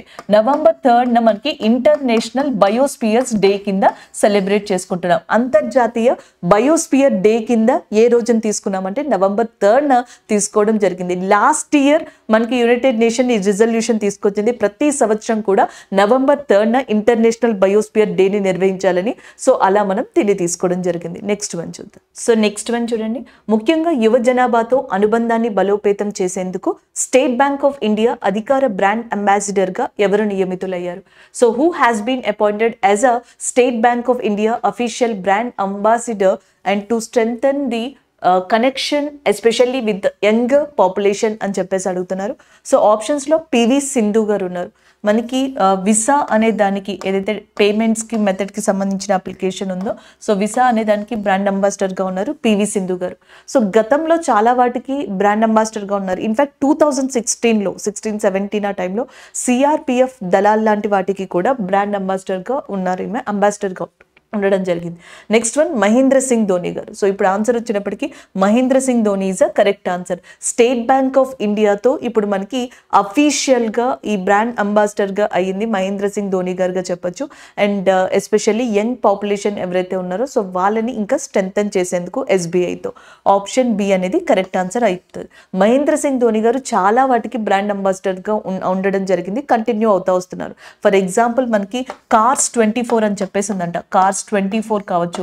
నెక్స్ట్ వచ్చేటప్పటికి Dream11 అని చెప్పేసి ఒకటి ఉంది. సో Dream11 అనే ఆన్లైన్ గేమింగ్కి సంబంధించింది కావచ్చు. అలాగే నెట్మెడ్ అని చెప్పేసి ఉందన్నమాట. సో నెట్మెడ్ ఆన్లైన్ పేమెంట్ మోడ్కి సంబంధించింది. ఇది ఫార్మసీ ఏదైతే ఉందో ఆన్లైన్ ఫార్మసీ దానికి సంబంధించింది నెట్మెడ్. Dream11, cars 24, red bus, Bharat matrimony, master card, IndiGo paints.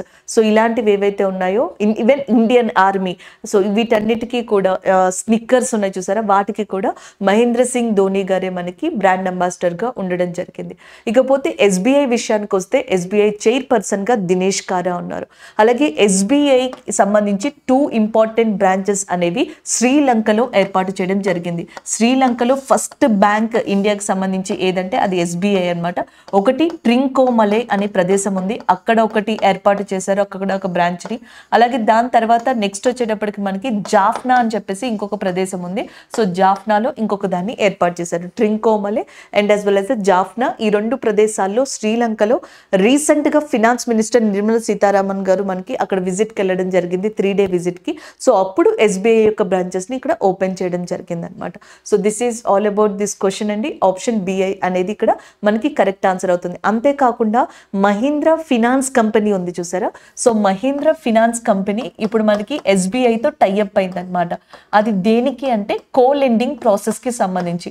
కో-లెండింగ్లో ఏమవుతుంది అంటే జనరల్గా మనకి లోన్ని ఆరిజినేట్ చేసేది ఒక సిస్టమ్ అండ్ దాని యొక్క రిస్క్ని కానీ దానికి సంబంధించిన సిస్టమ్ని కానీ షేర్ చేసుకునేది, రెస్పాన్సిబిలిటీ తీసుకునేది 2 కూడా తీసుకుంటాయి అనమాట. ఒకటి అందులో ట్రెడిషనల్ పార్ట్నర్ ఒకటి ఉంటుంది, అంటే ఏవైతే లోన్స్ని ఇస్తుందో లేకపోతే ఏవైతే యాక్టివిటీస్ని చేస్తుందో లైక్ బ్యాంక్స్ అనమాట.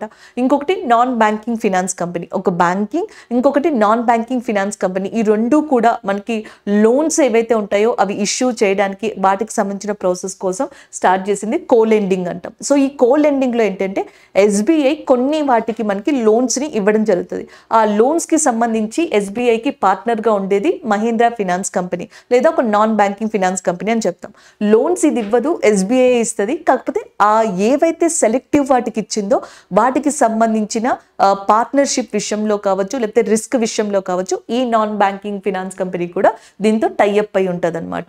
సో ఎస్పెషల్లీ ఏ రంగానికి సంబంధించి అంటే ఏదైతే మనకి ప్రయారిటీ సెక్టార్ లెండింగ్ లోన్స్ ఉన్నాయో, ఫర్ ఎగ్జాంపుల్ ఎడ్యుకేషన్ కావచ్చు, హెల్త్ కావచ్చు, అలాగే నెక్స్ట్ వచ్చేటప్పటికి మనకి ఎంఎస్ఎంఈస్ అంటాం చూసారా, ఇలాంటివి కావచ్చు. వీటిని ఏవైతే మెయిన్ ఉంటాయో అవి ప్రయారిటీ సెక్టార్ లెండింగ్ లోన్స్లో ఉంటాయి. వాటికి సంబంధించి కో-లెండింగ్ ప్రాసెస్లో మహీంద్రా ఫినాన్స్ కంపెనీ ఇప్పుడు రీసెంట్గా ఎస్బీఐతో కూడా టైఅప్ అవడం జరిగింది అనమాట. ఇది ఎస్బీఐకి సంబంధించిన రీసెంట్ అప్డేట్స్ అండి. సో నెక్స్ట్ కరెంట్ అఫైర్ చూడండి. So which Formula 1 racer won the Mexican Grand Prix 2023? So మనకి మెక్సికన్ గ్రాండ్ ప్రిక్స్ 2023ని గెలుచుకున్న ఫార్ములా 1 రేసర్ ఎవరు అని అడుగుతున్నారు. Answer Max Verstappen. So Max Verstappen ఏమో మనకి విన్నర్. సెకండ్ పొజిషన్ లేదా రన్నర్గా ఉన్నది లూయిస్ హ్యామిల్టన్గా చెప్తాం. థర్డ్ పొజిషన్లో ఇదే రేస్లో మనకి చార్లెస్ లెక్లర్క్ ఎవరైతే ఉన్నారో ఆయన third position and Carlos Sainz అనే పర్సన్ ఎవరైతే ఉన్నారో ఆయన 4th position. Carlos is in 4th position, Charles Leclerc is in 3rd position. Max Verstappen ఈ గ్రాండ్ ప్రిక్స్ని గెలుచుకున్నారు, మెక్సికన్ గ్రాండ్ ప్రిక్స్ని. అండ్ లూయిస్ హ్యామిల్టన్ మనకి 2nd పొజిషన్లో ఉన్నారు. టోటల్గా ఇప్పటి వరకు టిల్ ఈ రోజు వరకు చూసుకుంటే 2023లో ఫార్ములా 1కి సంబంధించిన రేసెస్ మనకి గ్రాండ్ ఏవైతే టైటిల్ రేసెస్ ఉంటాయో ప్రపంచవ్యాప్తంగా ఓవరాల్గా 23 జరిగాయంట. అందులో ఒకటి మెక్సికన్ ఫార్ములా గ్రేడ్ 1 రేస్గా చెప్పొచ్చు అనమాట. నెక్స్ట్ వన్ చూద్దాం. నెక్స్ట్ క్వశ్చన్ చూడండి. ఎన్ఫోర్స్మెంట్ విషయంలో సహకారంపై మొట్టమొదటి గ్లోబల్ కాన్ఫరెన్స్ ని ఏ దేశం నిర్వహించింది? So which country hosted the first ever global conference cooperation and enforcement matters అని చెప్పేసి అడుగుతున్నారు. Australia, France and Brazil and India. Answer వచ్చేటప్పటికి డైరెక్ట్ గా క్వశ్చన్ ని గుర్తుపెట్టుకోండి. Option A is the correct answer. That is nothing but ఇండియాగా చెప్పొచ్చు అనమాట. ఫస్ట్ టైం మనకి ఇండియా గ్లోబల్ కాన్ఫరెన్స్ ని నిర్వహించింది, అది కూడా ఎన్ఫోర్స్మెంట్ విషయంలో అని చెప్పొచ్చు. అసలు ఏంటి ఎన్ఫోర్స్మెంట్, దేనికి సంబంధించింది అనేది చూద్దాం. సో ఫస్ట్ మనం మాట్లాడుకోవాల్సింది కస్టమ్స్ గురించి. ఈ కస్టమ్స్ అనేది మనకి జనరల్ గా తెలుసు, ఈ ట్రేడ్ అంటాం కదా, ఇంటర్నేషనల్ పరంగా ట్రేడ్ చేసే సిస్టమ్ కి సంబంధించింది. అంతర్జాతీయంగా మనం ఏదైతే వ్యాపారం చేస్తామో దానికి సంబంధించి ఇంటర్నేషనల్ గా ట్రేడ్ చేస్తున్నాం అనుకోండి, ఇక్కడ రెండు విషయాలు గుర్తుపెట్టుకోవాలి. ఒకటి ఎక్స్పోర్ట్స్ అనేవి ఉంటాయి, అలాగే ఇంపోర్ట్స్ అనేవి కూడా ఉంటాయి. ఒకటి ఎగుమతులు ఉంటాయి, రెండోది దిగుమతులు ఉంటాయి. వేరే కంట్రీస్ తో మనం ట్రేడ్ చేసినప్పుడు ఎక్స్పోర్ట్స్ అండ్ ఇంపోర్ట్స్. సో వేరే కంట్రీస్ నుంచి ఇక్కడికి వచ్చిన, ఇక్కడి నుంచి వేరే చోటుకి వెళ్ళి మనం ఫస్ట్ వాటికి ఏం ప్రొవైడ్ చేయాలి అంటే ఫెసిలిటీస్ అనేవి ప్రొవైడ్ చేయాలి. రెండోది వచ్చేటప్పటికి ఒక లా అనేది ఖచ్చితంగా ఉండాలి. ఆ లాని బేస్ చేసుకుని ఈ బిజినెస్ అంతా జరగాలి. ఈ లాని అంటే పర్టికులర్ గా ఎవరైతే ఇక్కడ కస్టమ్స్ లో పార్టిసిపేట్ చేస్తున్నారో, ఈ ట్రేడ్ లో పార్టిసిపేట్ చేస్తున్నారో వాళ్ళు ఆ లాని ఒబే చేయాలి. ఈ సిస్టమ్ ని ఏమని చెప్పేసి పిలుస్తారంటే ఎన్ఫోర్స్మెంట్ అని చెప్పేసి పిలుస్తారు. రీసెంట్ గా మనకి ఢిల్లీలో ఈ ఎన్ఫోర్స్మెంట్ కి సంబంధించి మాట్లాడడానికి ఒక గ్లోబల్ కాన్ఫరెన్స్ ని ఏర్పాటు చేశారనమాట. సో దీనికి ఫినాన్స్ మినిస్టర్ నిర్మలా సీతారామన్ గారు అటెండ్ అవ్వడం జరిగింది చీఫ్ గెస్ట్ గా. ఆమెతో పాటుగా వరల్డ్ కస్టమ్స్ ఆర్గనైజేషన్ కి సంబంధించిన వాళ్ళు కూడా పాల్గొన్నారు. సో ఈ కాన్ఫరెన్స్ జరిగిన తర్వాత అవుట్కమ్ ఏంటి అంటే సేమ్ ఇలాగే దీనికి మనకి సేమ్ ప్యారలల్ గా ప్రపంచంలో ఇంకొక గ్లోబల్ కాన్ఫరెన్స్ జరగబోతుంది అక్టోబర్ 30th నుంచి నవంబర్ 1 దాకా అనమాట. ఆల్రెడీ జరిగింది కూడా. ఈ world customs organisation headquarters వచ్చేటప్పటికి బ్రెజిల్స్ లో ఉందన్నమాట. ఈ బ్రెజిల్స్ లోనే ఈ సేమ్ ఎన్ఫోర్స్మెంట్ కి సంబంధించిన ఒక సమావేశాన్ని నిర్వహిస్తారు. దీని యొక్క థీమ్ ఏంటి అంటే it takes a network to fight a network. It takes a network to fight a network అనేది దీని యొక్క థీమ్ గా ఉందన్నమాట. అంటే ఒక లాని గనక తీసుకురావాలి అంటే ఒక లా గురించి కంప్లీట్ గా మనకి తెలియాలి అంటే అండ్ ఆ లాకి సంబంధించిందంతా కూడా తెలియాలి అన్నట్టుగా ఇది వచ్చిందనమాట. టు ఫైట్ అ నెట్వర్క్ అండి. సో అది గుర్తుపెట్టుకోండి. ఇది థీమ్ గా ఉందన్నమాట. బ్రసెల్స్ లో ఈ వరల్డ్స్ కస్టమ్స్ ఆర్గనైజేషన్ కి సంబంధించి ఈ గ్లోబల్ కాన్ఫరెన్స్ అనేది జరిగింది. ఇది ఓవరాల్ గా దీనికి సంబంధించిన ఇన్ఫర్మేషన్. అయితే ఇక్కడ ఇంకొక ఇంపార్టెంట్ థింగ్ ఏంటంటే ఇదే ఈవెంట్ లో నిర్మలా సీతారామన్ గారు ఆపరేషన్ అండ్ శేష అనేది కూడా ప్రారంభించారు.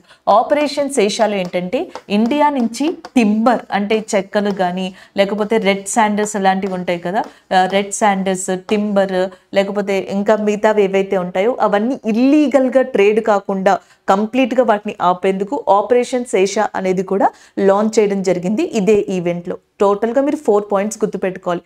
గ్లోబల్ కాన్ఫరెన్స్ ఎన్ఫోర్స్మెంట్ కి సంబంధించి ఎక్కడ జరిగిందంటే ఇండియా. ఆ ఎన్ఫోర్స్మెంట్ ఏంటి అనేది ఇక్కడ కాన్సెప్ట్ లో మనం డిస్కస్ చేసుకున్నాం.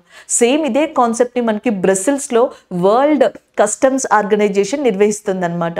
అది సెకండ్ పాయింట్ గా గుర్తుపెట్టుకోవచ్చు.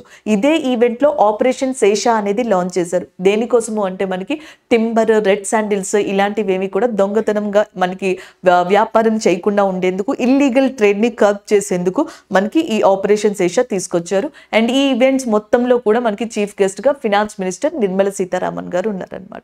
This is all about this question అండి. సో బ్రెజిల్ ఉంది చూసారా, 2024లో మనకి G20 సమావేశం అనేది ఎక్కడ జరగబోతుంది అంటే that is nothing but Brazil గా చెప్పొచ్చు.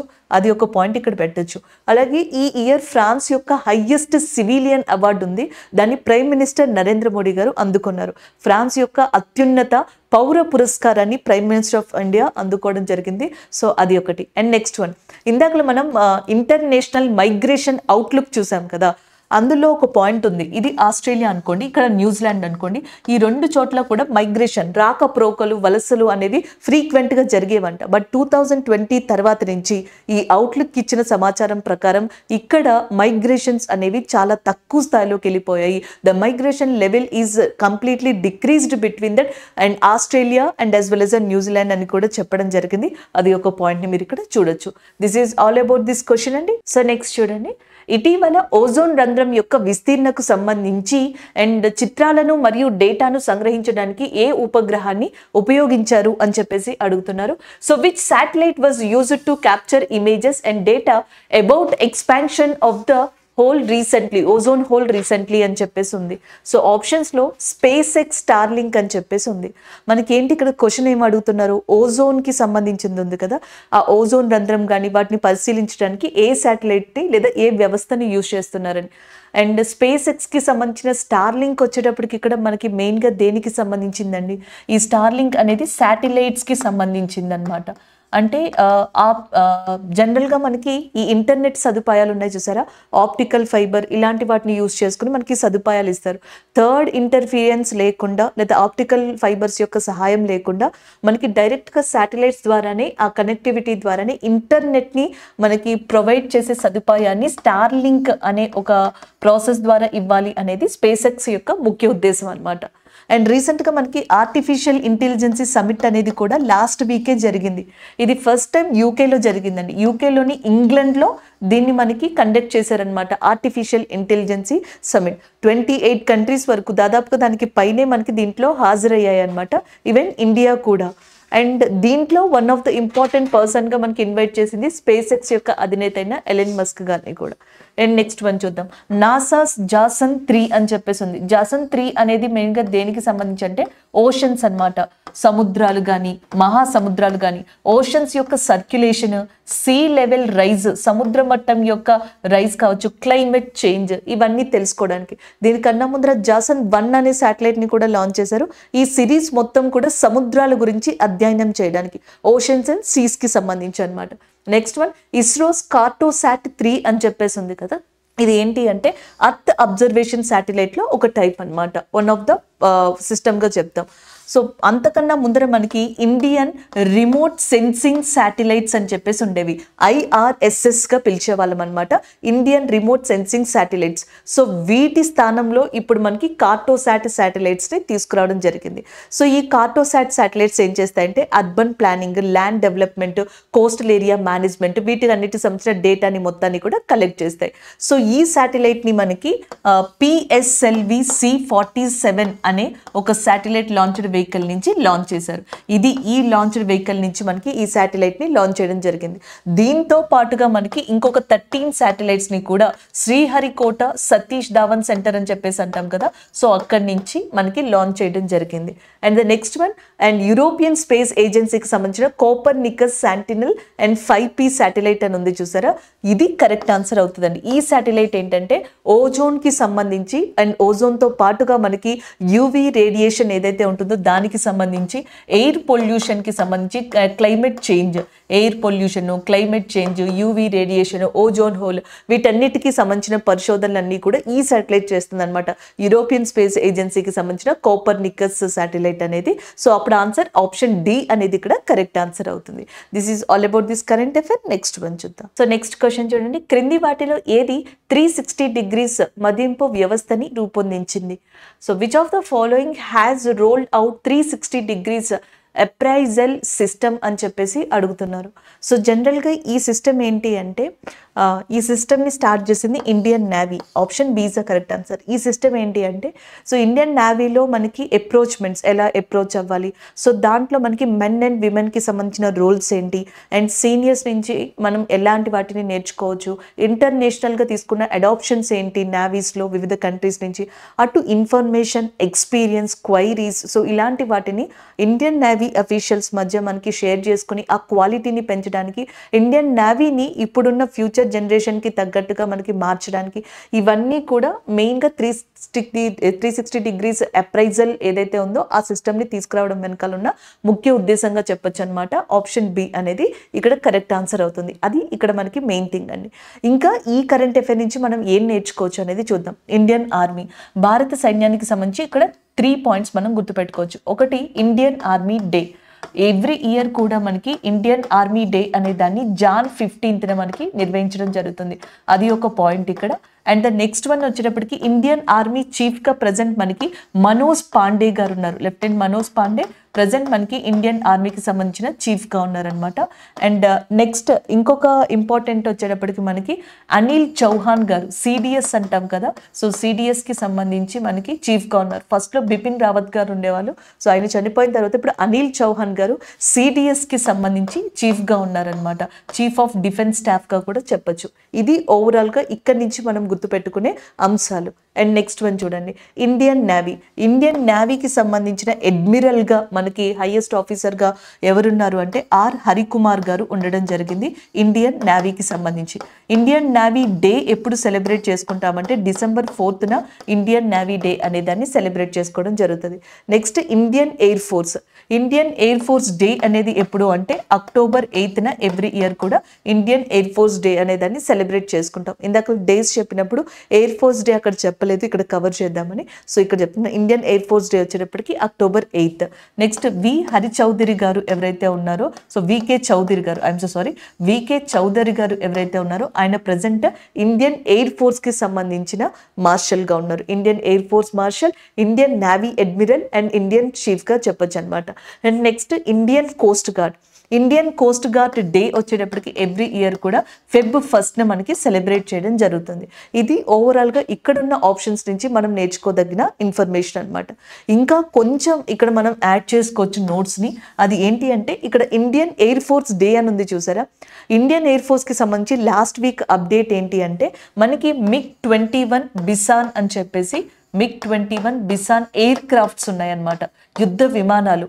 గత 6 decadesగా అంటే ఆల్మోస్ట్ మనం 60 సంవత్సరాలుగా ఇండియన్ ఆర్మీ, ఇండియన్ ఎయిర్ ఫోర్స్కి సంబంధించి, డిఫెన్స్ సిస్టమ్కి సంబంధించి ఈ MiG-21 బిసాన్ ఎయిర్ క్రాఫ్ట్స్ని వీటిని యూజ్ చేస్తున్నాం. 2024 తర్వాత ఇంకా ఇవి కంప్లీట్గా ఆపేస్తారు, అంటే ఇప్పటి నుంచే ఆపేయడం స్టార్ట్ చేస్తున్నారు. 2024 ఎండింగ్కి ఇంకా డిఫెన్స్ సేవల్ని ఇవి అందించవన్నమాట, ఇవి ఇంకా ఎండ్ అయిపోతున్నాయి. దీనికి సంబంధించిన ఈవెంట్ని రీసెంట్గా రాజస్థాన్లో కండక్ట్ చేయడం జరిగింది. వీటి ప్లేస్లో MiG-21 ప్లేస్లో ఇప్పుడు మనకి light combat air craft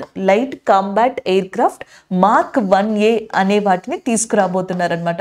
updated టెక్నాలజీతో ఉన్న వీటిని, సో వీటిని రీప్లేస్ చేస్తూ తీసుకురాబోతున్నారు. దానికి సంబంధించిన ఒక అప్డేషన్ని ఇండియన్ ఎయిర్ ఫోర్స్కి సంబంధించి మీరు గుర్తుపెట్టుకోవచ్చు, అది రీసెంట్గా జరిగింది.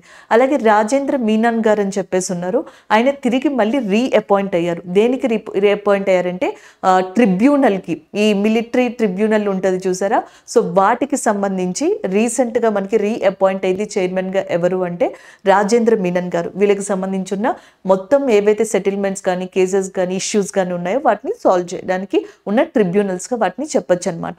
Feb 1st వచ్చేటప్పటికి ఇండియన్ కోస్ట్ గార్డ్ డే కదా, Feb 2nd వచ్చేటప్పటికి మనకి ఏమంటారు వెట్లాండ్స్ డేగా చెప్పడం జరుగుతుంది అనమాట. ప్రపంచ చిత్తడి నేలల దినోత్సవంగా చెప్తాం. Feb 4th వచ్చేటప్పటికి క్యాన్సర్ డే. సో 4 days ఇంపార్టెంట్గా మనకి ఇక్కడ కొన్ని డేస్ కవర్ అయినాయి. ఫస్ట్ ఒకటి వచ్చేటప్పటికి Coast guard day, second wetlands day and 4th వచ్చేటప్పటికి క్యాన్సర్ డే. ఫెబ్లో ఉన్న ఫస్ట్ ఇంపార్టెంట్ 3 days అనేవి మనకి ఇక్కడ కంప్లీట్ చేసుకోవచ్చు. This is all about this current affair అండి. నెక్స్ట్ వన్ చూడండి, విజిలెన్స్ అవేర్నెస్ వీక్ 2023లో సెంట్రల్ విజిలెన్స్ కమిషన్ ఎప్పుడు పాటిస్తుంది అని చెప్పేసి అడుగుతున్నారు. So when in vigilance awareness week 2023 being observation by the central vigilance commission. So answer వచ్చేటప్పటికి October 30th నుంచి November 5th వరకు, from October 30th to November 5th central vigilance commission కి సంబంధించి మనకి అవేర్నెస్ వీక్ అనేది పాటించడం జరుగుతుంది. ఇది కరెక్ట్ ఆన్సర్ అవుతుంది. అయితే ఒకసారి సెంట్రల్ విజిలెన్స్ కమిషన్ కి సంబంధించి ఎగ్జామ్ పాయింట్ ఆఫ్ వ్యూలో ఎలాంటి క్వశ్చన్స్ అడగచ్చు, ఈవెన్ బ్యాంకింగ్, SSC గ్రూప్స్ వీళ్ళందరికీ కూడా ఫస్ట్ కామన్ క్వశ్చన్ పడేది ఏది అంటే సివిసి చైర్పర్సన్ లేదా చైర్మన్ ఎవరైతే ఉన్నారో ప్రజెంట్ ఆ పర్సన్ యొక్క నేమ్ ని అడగడం జరుగుతుంది. ప్రజెంట్ వచ్చేటప్పటికి మనకి ప్రవీణ్ కుమార్ శ్రీవాస్తవ్ గారు ఎవరైతే ఉన్నారో, సో ఈయన మనకి ప్రజెంట్ గా ఈ విజిలెన్స్ కమిషన్ కి సంబంధించిన చైర్మన్ గా ఉన్నారు. అయితే సెంట్రల్ విజిలెన్స్ కమిషన్ కి సంబంధించి కొన్ని ఇంపార్టెంట్ పాయింట్స్ అనేవి చూద్దాం. మనకి ఒకటి ప్రివెన్షన్ ఆఫ్ కరప్షన్ కమిషన్ అని చెప్పేసి ఉంది. ప్రివెన్షన్ ఆఫ్ కరప్షన్ కమిషన్ లేదా కమిటీ ఇదేం చేసిందంటే 1964లో కొన్ని సజెషన్స్ ఇచ్చిందనమాట. ఈ కమిటీకి హెడ్ ఎవరంటే అప్పుడు కె సంతానం గారు. సో కె సంతానం కమిటీకి హెడ్గా ఉన్నప్పుడు ఏవైతే సజెషన్స్ ఇచ్చారో వాటిని తీసుకుని 1964లో సెంట్రల్ విజిలెన్స్ కమిషన్ అనే ఒక బాడీని ఏర్పరచడం జరిగింది. దాని తర్వాత సివిసి యాక్ట్ తీసుకొచ్చారు. సెంట్రల్ విజిలెన్స్ కమిషన్ 2003 యాక్ట్, చట్ట చట్టాన్ని తీసుకురావడం జరిగింది. అప్పట్లో జస్ట్ దాన్ని ఏర్పరిచారు, దాని తర్వాత పార్లమెంట్ ఒక చట్టాన్ని తీసుకొచ్చింది. సో చట్టాన్ని తీసుకొచ్చిన తర్వాత దీనికంటూ ఒక proper role and as well as designations ఇవన్నీ ఇవ్వబడ్డాయి. CVC 2003 యాక్ట్ ప్రకారం ఏంటంటే ఇది పార్లమెంట్కి responsible, it is only responsible to that parliament గా చెప్తాం. కానీ దీని యొక్క రిపోర్ట్ ని ఎవరికి సబ్మిట్ చేయాల్సి వస్తుంది అంటే ప్రెసిడెంట్ కి సబ్మిట్ చేయాల్సి వస్తుంది అనమాట. అది ఇక్కడ 2 పాయింట్స్ మీరు గుర్తుపెట్టుకోవాలి. Only responsible to that parliament and report ని మాత్రం సబ్మిట్ చేసేది ప్రెసిడెంట్ ఆఫ్ ఇండియాకి. And the next one, central vigilance commission లో ఒక chairperson and as well as ఇద్దరు మెంబర్స్ ఉంటారనమాట. ఇద్దరు సెంట్రల్ విజిలెన్స్ కమిషన్ అధికారులు ఉంటారు, ఒక చైర్పర్సన్ ఉంటారు. చైర్పర్సన్ ప్రస్తుతం ప్రవీణ్ కుమార్ శ్రీవాస్తవ్ గారు ఉండడం జరిగింది. సెంట్రల్ గవర్నమెంట్, లోక్పాల్ ఇట్లా ఏవైతే ఉన్నాయో ఈ బాడీస్ అన్ని కూడా సెంట్రల్ విజిలెన్స్ కమిషన్ ని ఏదైనా కరప్షన్స్ లాంటివి జరిగితే అప్రోచ్ కావచ్చు అనమాట. ఇవి ఇన్వెస్టిగేట్ చెయ్యవు. సో మనకి సిబిఐ లాంటివి ఇన్వెస్టిగేట్ చేస్తాయి, ఇవి జస్ట్ వాటిని మానిటర్ చేయడం జరుగుతుంది. ఆ కంప్లైంట్స్ని తీసుకోవడం, మానిటర్ చేయడం, తర్వాత రిపోర్ట్స్ని సబ్మిట్ చేయడం, ఇవన్నీ కూడా సెంట్రల్ విజిలెన్స్ కమిషన్ చేసే పనులుగా చెప్తాం. దీనికి సంబంధించిన ఒక అవేర్నెస్ వీక్ని October 30th నుంచి November 5th వరకు కూడా మనకి ఇక్కడ ఏర్పాటు చేయడం జరిగింది. అలాగే సెంట్రల్ విజిలెన్స్ కమిషనర్ చైర్పర్సన్ ఉన్నారు చూసారా, సో ఈ చైర్మన్ యొక్క పదవీ కాలం 4 years వరకు ఉంటుందంట జనరల్గా. సో ఎవరు మనకి అపాయింట్ చేస్తారు, who will appoint that and chairperson or chairman of central vigilance commission అని అడిగారు అనుకోండి, ప్రెసిడెంటే అపాయింట్ చేస్తారు. కానీ మనకి prime minister of India, home minister, లోక్సభలో అపోజిట్ లీడర్ ఉంటారు చూసారా, opposite leader of Lok Sabha and home minister, prime minister, వీళ్ళ ముగ్గురు ఎవరినైతే సజెస్ట్ చేస్తారో ఆ పర్సన్ ని president of India central vigilance commission కి చైర్పర్సన్ గా ఏర్పాటు చేయడం జరుగుతుంది అనమాట, అపాయింట్ చేయడం. దానికి సంబంధించిన పూర్తి వివరాలు ఇవి. నెక్స్ట్ వన్ చూద్దాం. సో నెక్స్ట్ కరెంట్ అఫైర్ చూడండి. యునెస్కో క్రియేటివ్ సిటీస్ నెట్వర్క్లో చేరిన 55 కొత్త నగరాల్లో భారతదేశంలోని ఏ 2 నగరాలు ఉన్నాయని చెప్పేసి అడుగుతున్నారు. So which 2 cities from India are among the 55 new cities which have joined in the UNESCO creative cities network అని చెప్పేసి ఉందన్నమాట. సో ఆల్రెడీ చెప్పాను, యునెస్కో యొక్క హెడ్ క్వార్టర్స్ ప్యారిస్లో ఉంది. అండ్ యునెస్కో చాలా ప్రాజెక్ట్స్ని ఇప్పటి వరకు స్టార్ట్ చేసింది. మ్యాన్ అండ్ బయోస్పియర్ అనే దాన్ని స్టార్ట్ చేసింది, అలాగే వరల్డ్ హెరిటేజ్ సైట్స్ అనే దాన్ని స్టార్ట్ చేసింది.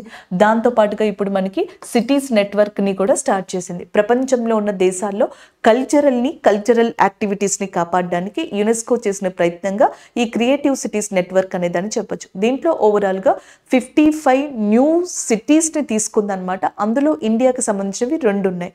ఒకటి పూణే అండ్ చెన్నై అంటున్నారు, ఉదయ్పూర్ అండ్ జలంధర్ అంటున్నారు, గ్వాలియర్, కుజికోడ్ అండ్ అహ్మదాబాద్, కోల్కతా. నేను ఆల్రెడీ మీకు ప్రీవియస్ క్వశ్చన్లోనే నేను అక్కడ ఎక్స్ప్లెయిన్ చేశాను గ్వాలియర్ అండ్ కుజికోడ్. గ్వాలియర్ వచ్చేటప్పటికి మధ్యప్రదేశ్కి సంబంధించింది అనమాట, అలాగే కుజికోడ్ వచ్చేటప్పటికి మనకి కేరళకి సంబంధించింది. ఈ సిఎన్ ఏదైతే ఉందో ఈ సిటీస్ని ఎలా తీసుకుంటారంటే, ఏదైనా ఒక సిటీ కల్చరల్ పరంగా అంటే ఫోక్ అండ్ ఆర్ట్స్, జానపదాలు కానీ లేకపోతే నృత్యాలు కానీ, మ్యూజిక్ కానీ, డాన్స్ కానీ, ఫుడ్ కానీ, లిటరేచర్ కానీ, ఎడ్యుకేషన్ కానీ, ఇట్లాంటి కొన్ని కేటగిరీస్ ఉన్నాయి. ఈ కేటగిరీస్లో కనుక పాపులర్ ఉంటే కనుక కల్చరల్ పరంగా సో వాటిని తీసుకోవడం జరుగుతుంది. అలాగా మ్యూజిక్ కేటగిరీ వచ్చేటప్పటికేమో మధ్యప్రదేశ్లోని గ్వాలియర్ని, అలాగే లిటరేచర్ సాహిత్యానికి వచ్చేటప్పటికేమో కుజికోడ్ ఇన్ కేరళని తీసుకోవడం జరిగిందనమాట. Option C is the correct answer. అయితే ఇండియాలో టోటల్గా యూసీసీఎన్ నెట్వర్క్లో ఎన్ని ఉన్నాయంటే మొత్తం సిటీస్ 8 ఉన్నాయి.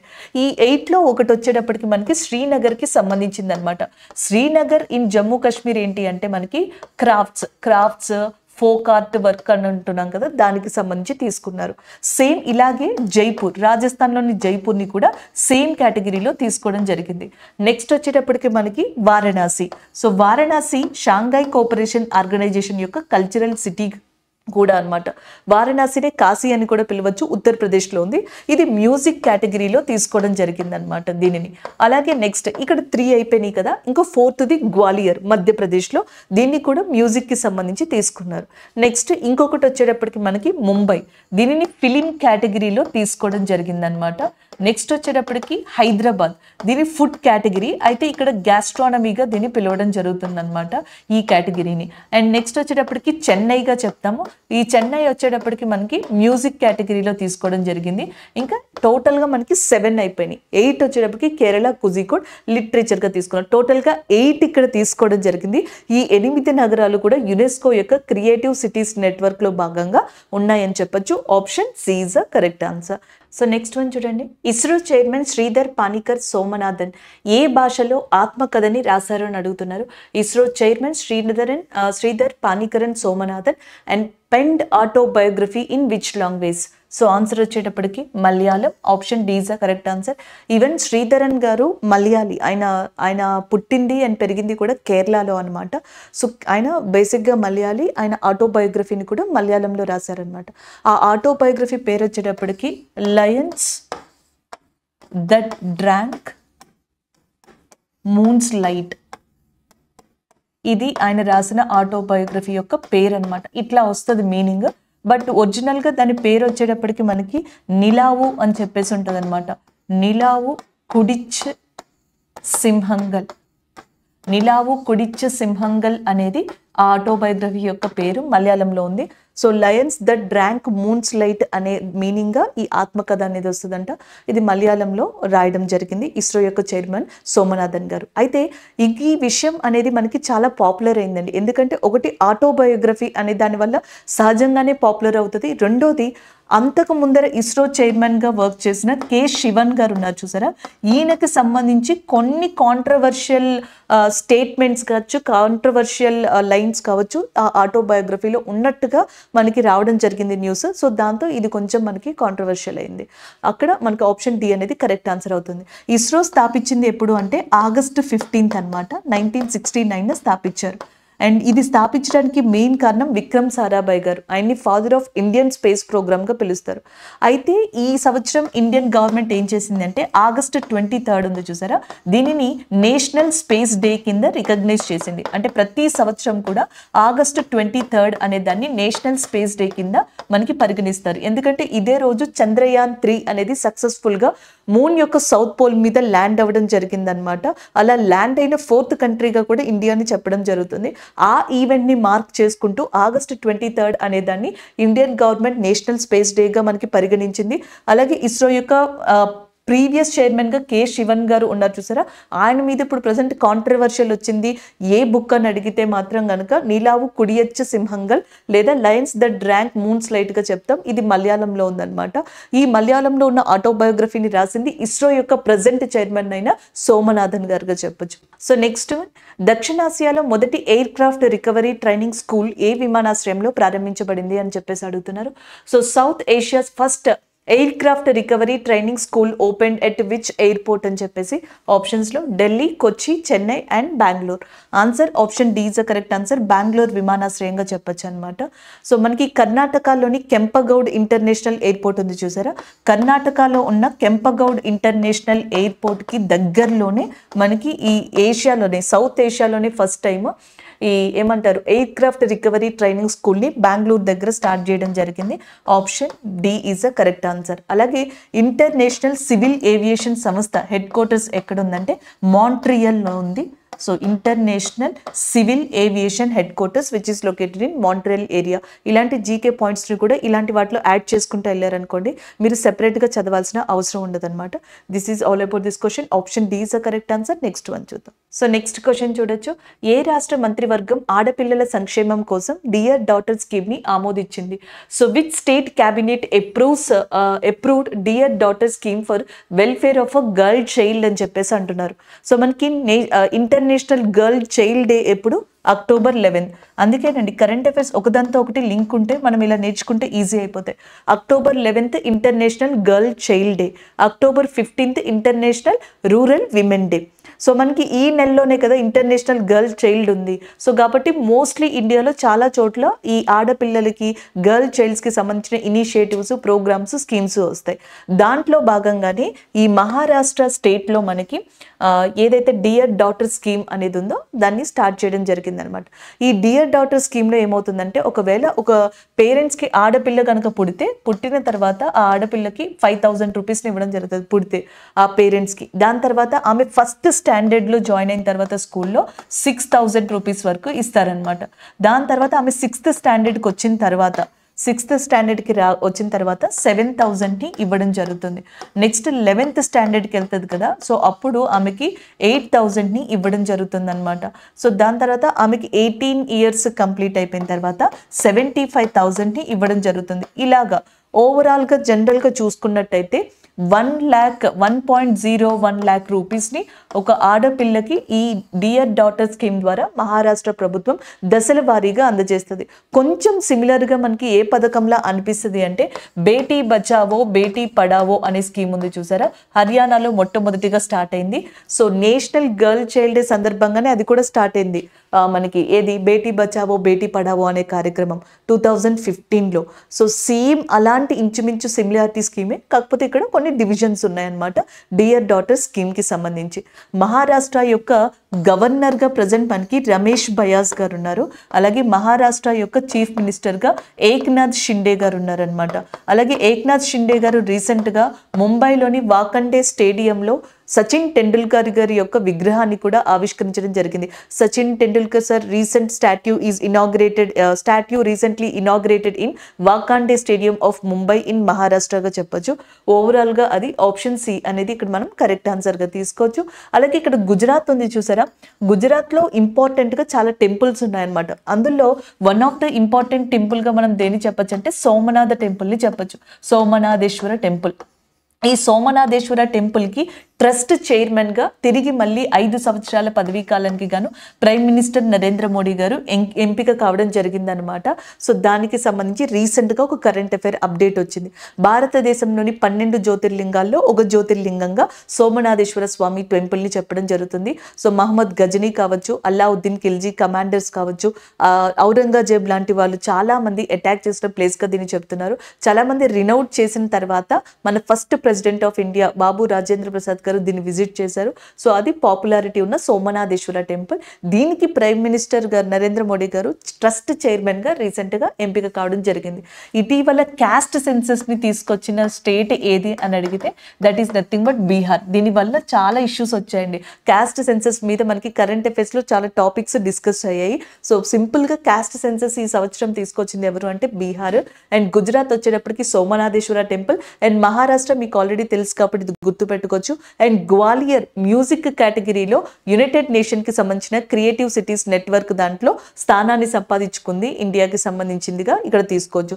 అది మనకి మధ్యప్రదేశ్ కి సంబంధించింది. శివరాజ్ సింగ్ చౌహాన్ మధ్యప్రదేశ్ యొక్క చీఫ్ మినిస్టర్ గా ఉన్నారు. మంగూబాయ్ చాంగూబాయ్ పటేల్ మధ్యప్రదేశ్ యొక్క గవర్నర్ గా ఉన్నారు. ఇవి ఓవరాల్ గా మీరు రివైజ్ చేసుకోవచ్చు, బట్ పాయింట్స్ గుర్తుపెట్టుకునే వరకు ఇక్కడ గుర్తుపెట్టుకుంటే సరిపోతుంది. సో నెక్స్ట్ కరెంట్ అఫైర్ చూద్దాం. మేరా హౌచాంగ్బో పండుగని ఏ రాష్ట్రం జరుపుకుంటుంది అని చెప్పేసి అడుగుతున్నారు. So which state celebrates Mera హౌచాంగ్బో festival? ఇది చాలా ఇంపార్టెంట్ అండి, ఎందుకంటే ఈ ఫెస్టివల్ మణిపూర్లో జరిగింది. దీనికి మణిపూర్ యొక్క చీఫ్ మినిస్టర్ అయిన బిరేన్ సింగ్ గారు స్వయంగా పాల్గొన్నారనమాట. సో ఇప్పుడు మణిపూర్లో చాలా డిస్టర్బెన్సెస్ అనేవి జరుగుతున్నాయి కదా, సో దాంట్లో అవన్నిటిని ఎలిమినేట్ చేస్తూ యూనిటీని పెంచడానికి మనకి ఈ హౌచాంగ్బో అనే ఫెస్టివల్లో వీళ్ళు పాల్గొన్నారు, చీఫ్ మినిస్టర్ గారు పాల్గొనడం జరిగిందనమాట. అలాగే మణిపూర్లో మనకి కాంగ్లా అని చెప్పేసి ఒక కల్చరల్ సిటీ అనేది ఉందంట, కల్చరల్ ప్లేస్. మణిపూర్ యొక్క సంస్కృతి పరంగా ఇది చాలా ఇంపార్టెంట్. ఇక్కడ ఈ ఫెస్టివల్ని ప్రారంభించారనమాట. మనకి సెప్టెంబర్ లేదా అక్టోబర్ మంత్లో ఈ మీరా అనే వాళ్ళ క్యాలెండర్ ప్రకారం మీరా అనే మంత్ ఏదైతే వస్తుందో ఆ టైంలో ఈ పండుగని సెలబ్రేట్ చేయడం జరుగుతుంది. Option A is the correct answer. Anasuya Uikey ఎవరైతే ఉన్నారో ఆమె గవర్నర్ గా ఉన్నారు మణిపూర్ కి సంబంధించి. మిజోరం మనం ఇందాక చూసాం ప్రీవియస్ కరెంట్ అఫైర్ లో, ఈ క్యాన్సర్ అత్యధికంగా ఉన్న ప్రాంతాల్లో అది ఒకటి. Zoram తాంగా chief minister of Mizoram గా ఉన్నారు అని చెప్పేసి మనం డిస్కస్ చేసుకున్నాం. హరిబాబు గారు ఎవరైతే ఉన్నారో ఆయన గవర్నర్ గా ఉన్నారు.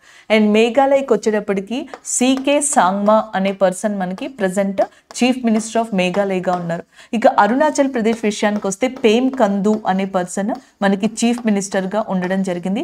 కైవల్య విక్రమ్ ప్రణాయక్, కైవల్య విక్రమ్ ప్రణాయక్ ఎవరైతే ఉన్నారో ఈయన మనకి గవర్నర్ గా ఉండడం జరిగింది.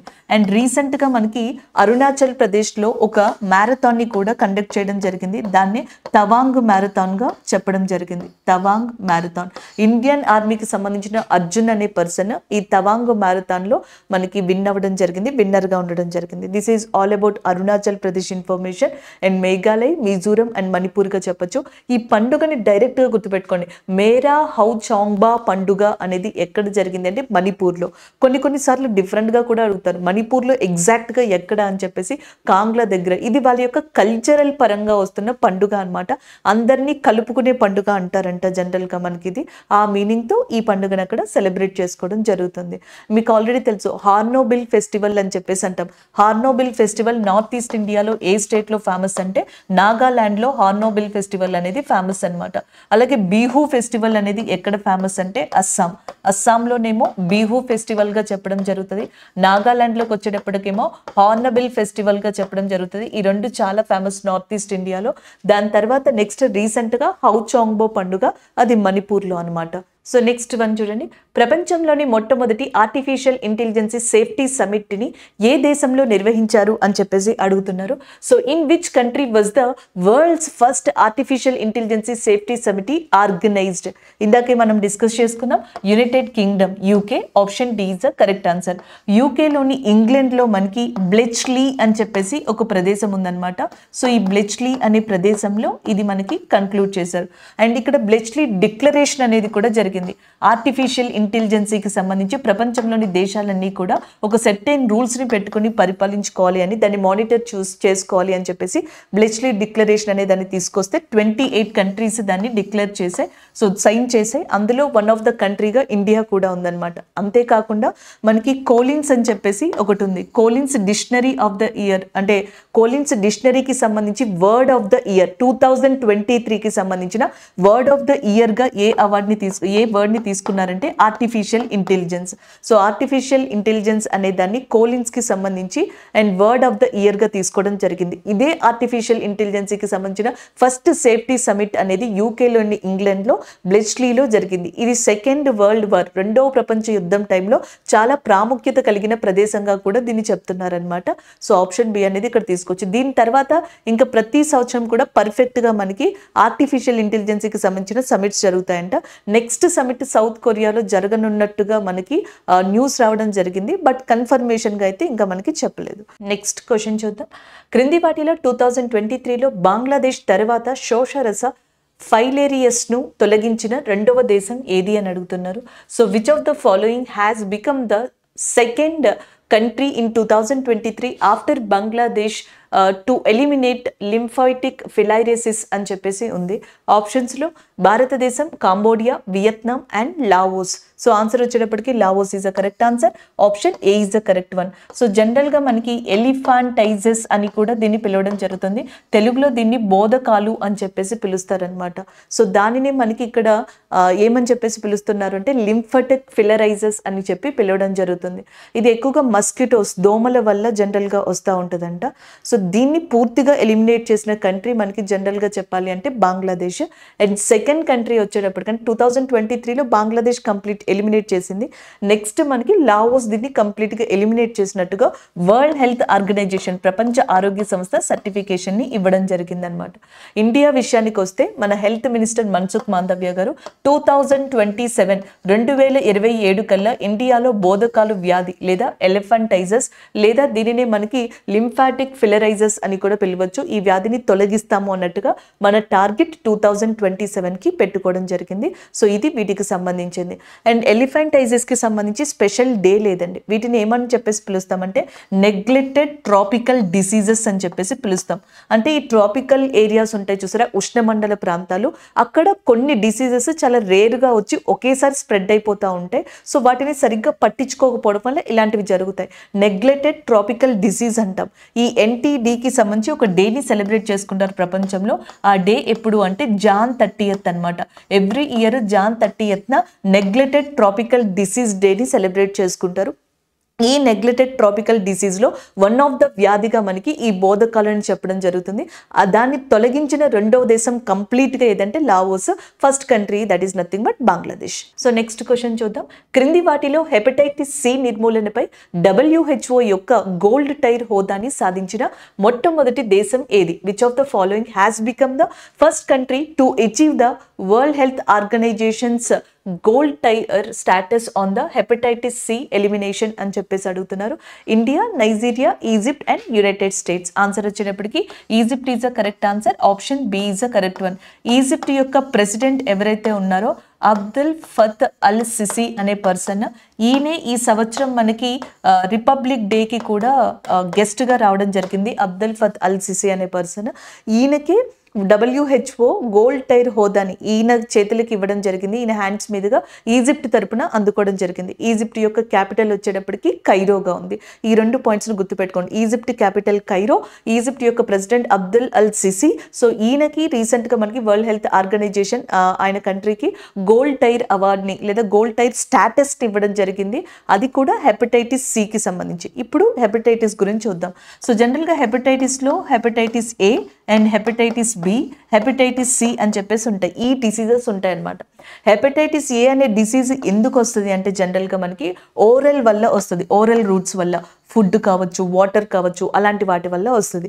హెపటైటిస్ బి వచ్చేటప్పటికి ఫ్లూయిడ్స్ వల్ల రావడం జరుగుతుంది. అండ్ డిఫరెంట్ కాజెస్ కూడా దీంట్లో ఉన్నాయి, వేరే రీజన్స్ కూడా. నెక్స్ట్ హెపటైటిస్ సి ఉంది చూసారా, ఇది ఎక్కువగా నీడిల్స్ అనమాట.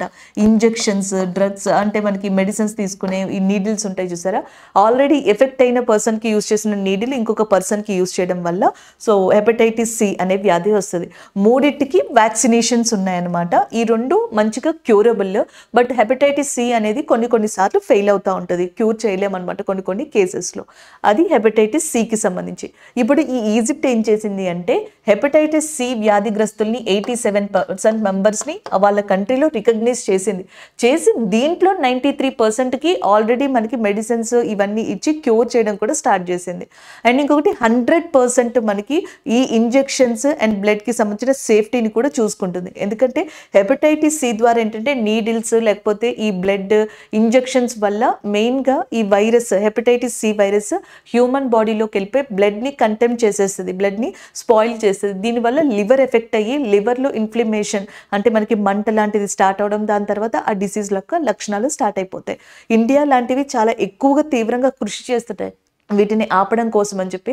బట్ మోస్ట్ పాపులేటెడ్ కంట్రీస్లో కొంచెం కష్టం అవుతుంది ఈ వర్క్ అనేది. బట్ ఈజిప్ట్ అనేది దీన్ని ఈజీగా సాధించడం జరిగింది. దానికి సంబంధించింది option B is correct answer అవుతుంది. అండ్ గోల్డ్ టైర్ అనేది ఎందుకు ఇస్తారంటే హెపటైటిస్ సిలో ఎవరైతే ఒక మార్క్కి రీచ్ అవుతారో చూడండి 100% సేఫ్టీని వీళ్ళు రీచ్ అవ్వడం జరిగింది. సో అందుకని చెప్పేసి ఈ హోదాని వరల్డ్ హెల్త్ ఆర్గనైజేషన్ ఈజిప్ట్కి ఇవ్వడం జరిగింది. Option B is a correct answer. So next one చూడండి, ఇండియన్ ఇంటర్నేషనల్ ఫిలిం ఫెస్టివల్లో అంతర్జాతీయ జ్యూరీ ప్యానెల్ కు ఎవరు అధ్యక్షత వహిస్తారు అని చెప్పేసి ఉంది. So the next question is who will chair the international jury panel at India international film festival అని చెప్పేసి అడుగుతున్నారు. దీన్ని సింపుల్ గా గుర్తుపెట్టుకోండి, శేఖర్ కపూర్. డైరెక్ట్ క్వశ్చన్స్ అండి. ఇలాంటివి ఎప్పుడు డైరెక్ట్ క్వశ్చన్స్ వస్తే మనం ఎక్స్ట్రా ఎఫెక్ట్ పట్టాల్సిన అవసరం లేదు, నోట్స్ ప్రిపేర్ చేసుకోకలేదు. ఇలాంటి క్వశ్చన్స్ కి డైరెక్ట్ గా ఎంత వరకు పాసిబుల్ గా కరెక్ట్ ఆన్సర్ ని గుర్తుపెట్టుకుంటే మనకి అంత ఎఫెక్టివ్ రిజల్ట్ అనేది ఉంటుంది. సో ఇంటర్నేషనల్ ఫిలిం ఫెస్టివల్లో అంతర్జాతీయ జ్యూరీ ప్యానెల్ కి ఇటీవల ఎంపికైన పర్సన్ ఎవరు అంటే మనకి శేఖర్ కపూర్ గారుగా చెప్పొచ్చు. సో నెక్స్ట్ క్వశ్చన్ చూద్దాం.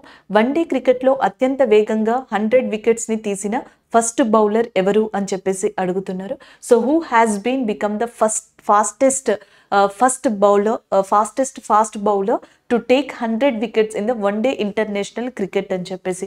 సో వన్డే క్రికెట్లో అత్యంత వేగంగా 100 వికెట్స్ తీసిన fast bowler.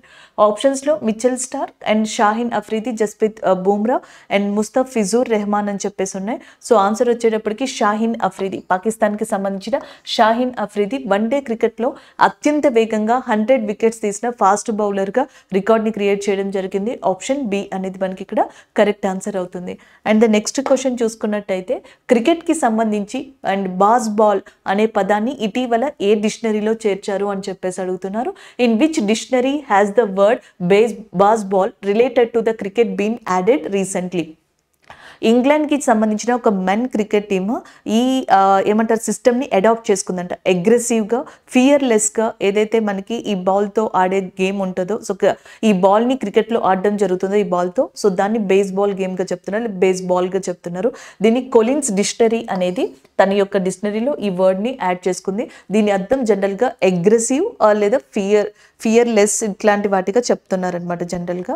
And option A is a correct answer అవుతుంది. సో నెక్స్ట్ క్వశ్చన్ చూడండి. Directorate general of civil aviation నుంచి ఇటీవల ఏ డ్రోన్ కంపెనీ ధృవీకరణ పొందింది? సో జనరల్గా drone system and drone culture అనేది మనకి ఈ 2 yearsలో చాలా వరకు ఇంక్రీజ్ అయిందని చెప్పచ్చు. అయితే ఇక్కడున్న 4 కంపెనీస్లో ఏ కంపెనీ డ్రోన్కి సంబంధించి, అదే ఈ 4 కూడా డ్రోన్ కంపెనీకి సంబంధించినవి. అయితే ఏది DCGI నుంచి సర్టిఫికేషన్ని పొందింది అని అడుగుతున్నారు. సో ఆప్షన్ వచ్చేటప్పటికి 4 is a correct answer. Throttle aerospace system. So throttle aerospace system ఏదైతే ఉందో ఇది ఒక డ్రోన్ కంపెనీ. రీసెంట్గా మనకి DCGI directorate general of civil aviation నుంచి సర్టిఫికేషన్ని, ఇది డ్రోన్ కంపెనీగా ఒక నిర్ధారణ సర్టిఫికేషన్ని పొందడం జరిగింది. Option D is a correct answer. So next question.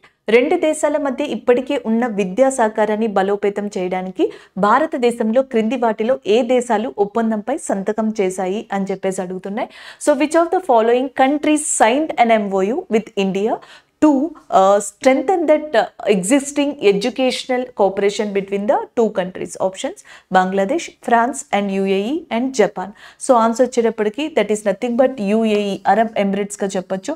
So option B ఏదైతే ఉందో మనకి అది కరెక్ట్ ఆన్సర్ అవుతుందండి ఇక్కడ. సో ఇన్ రీసెంట్గా కూడా UAE మళ్ళీ ఇండియాతో ఒక ఒప్పందాన్ని కుదుర్చుకుంది.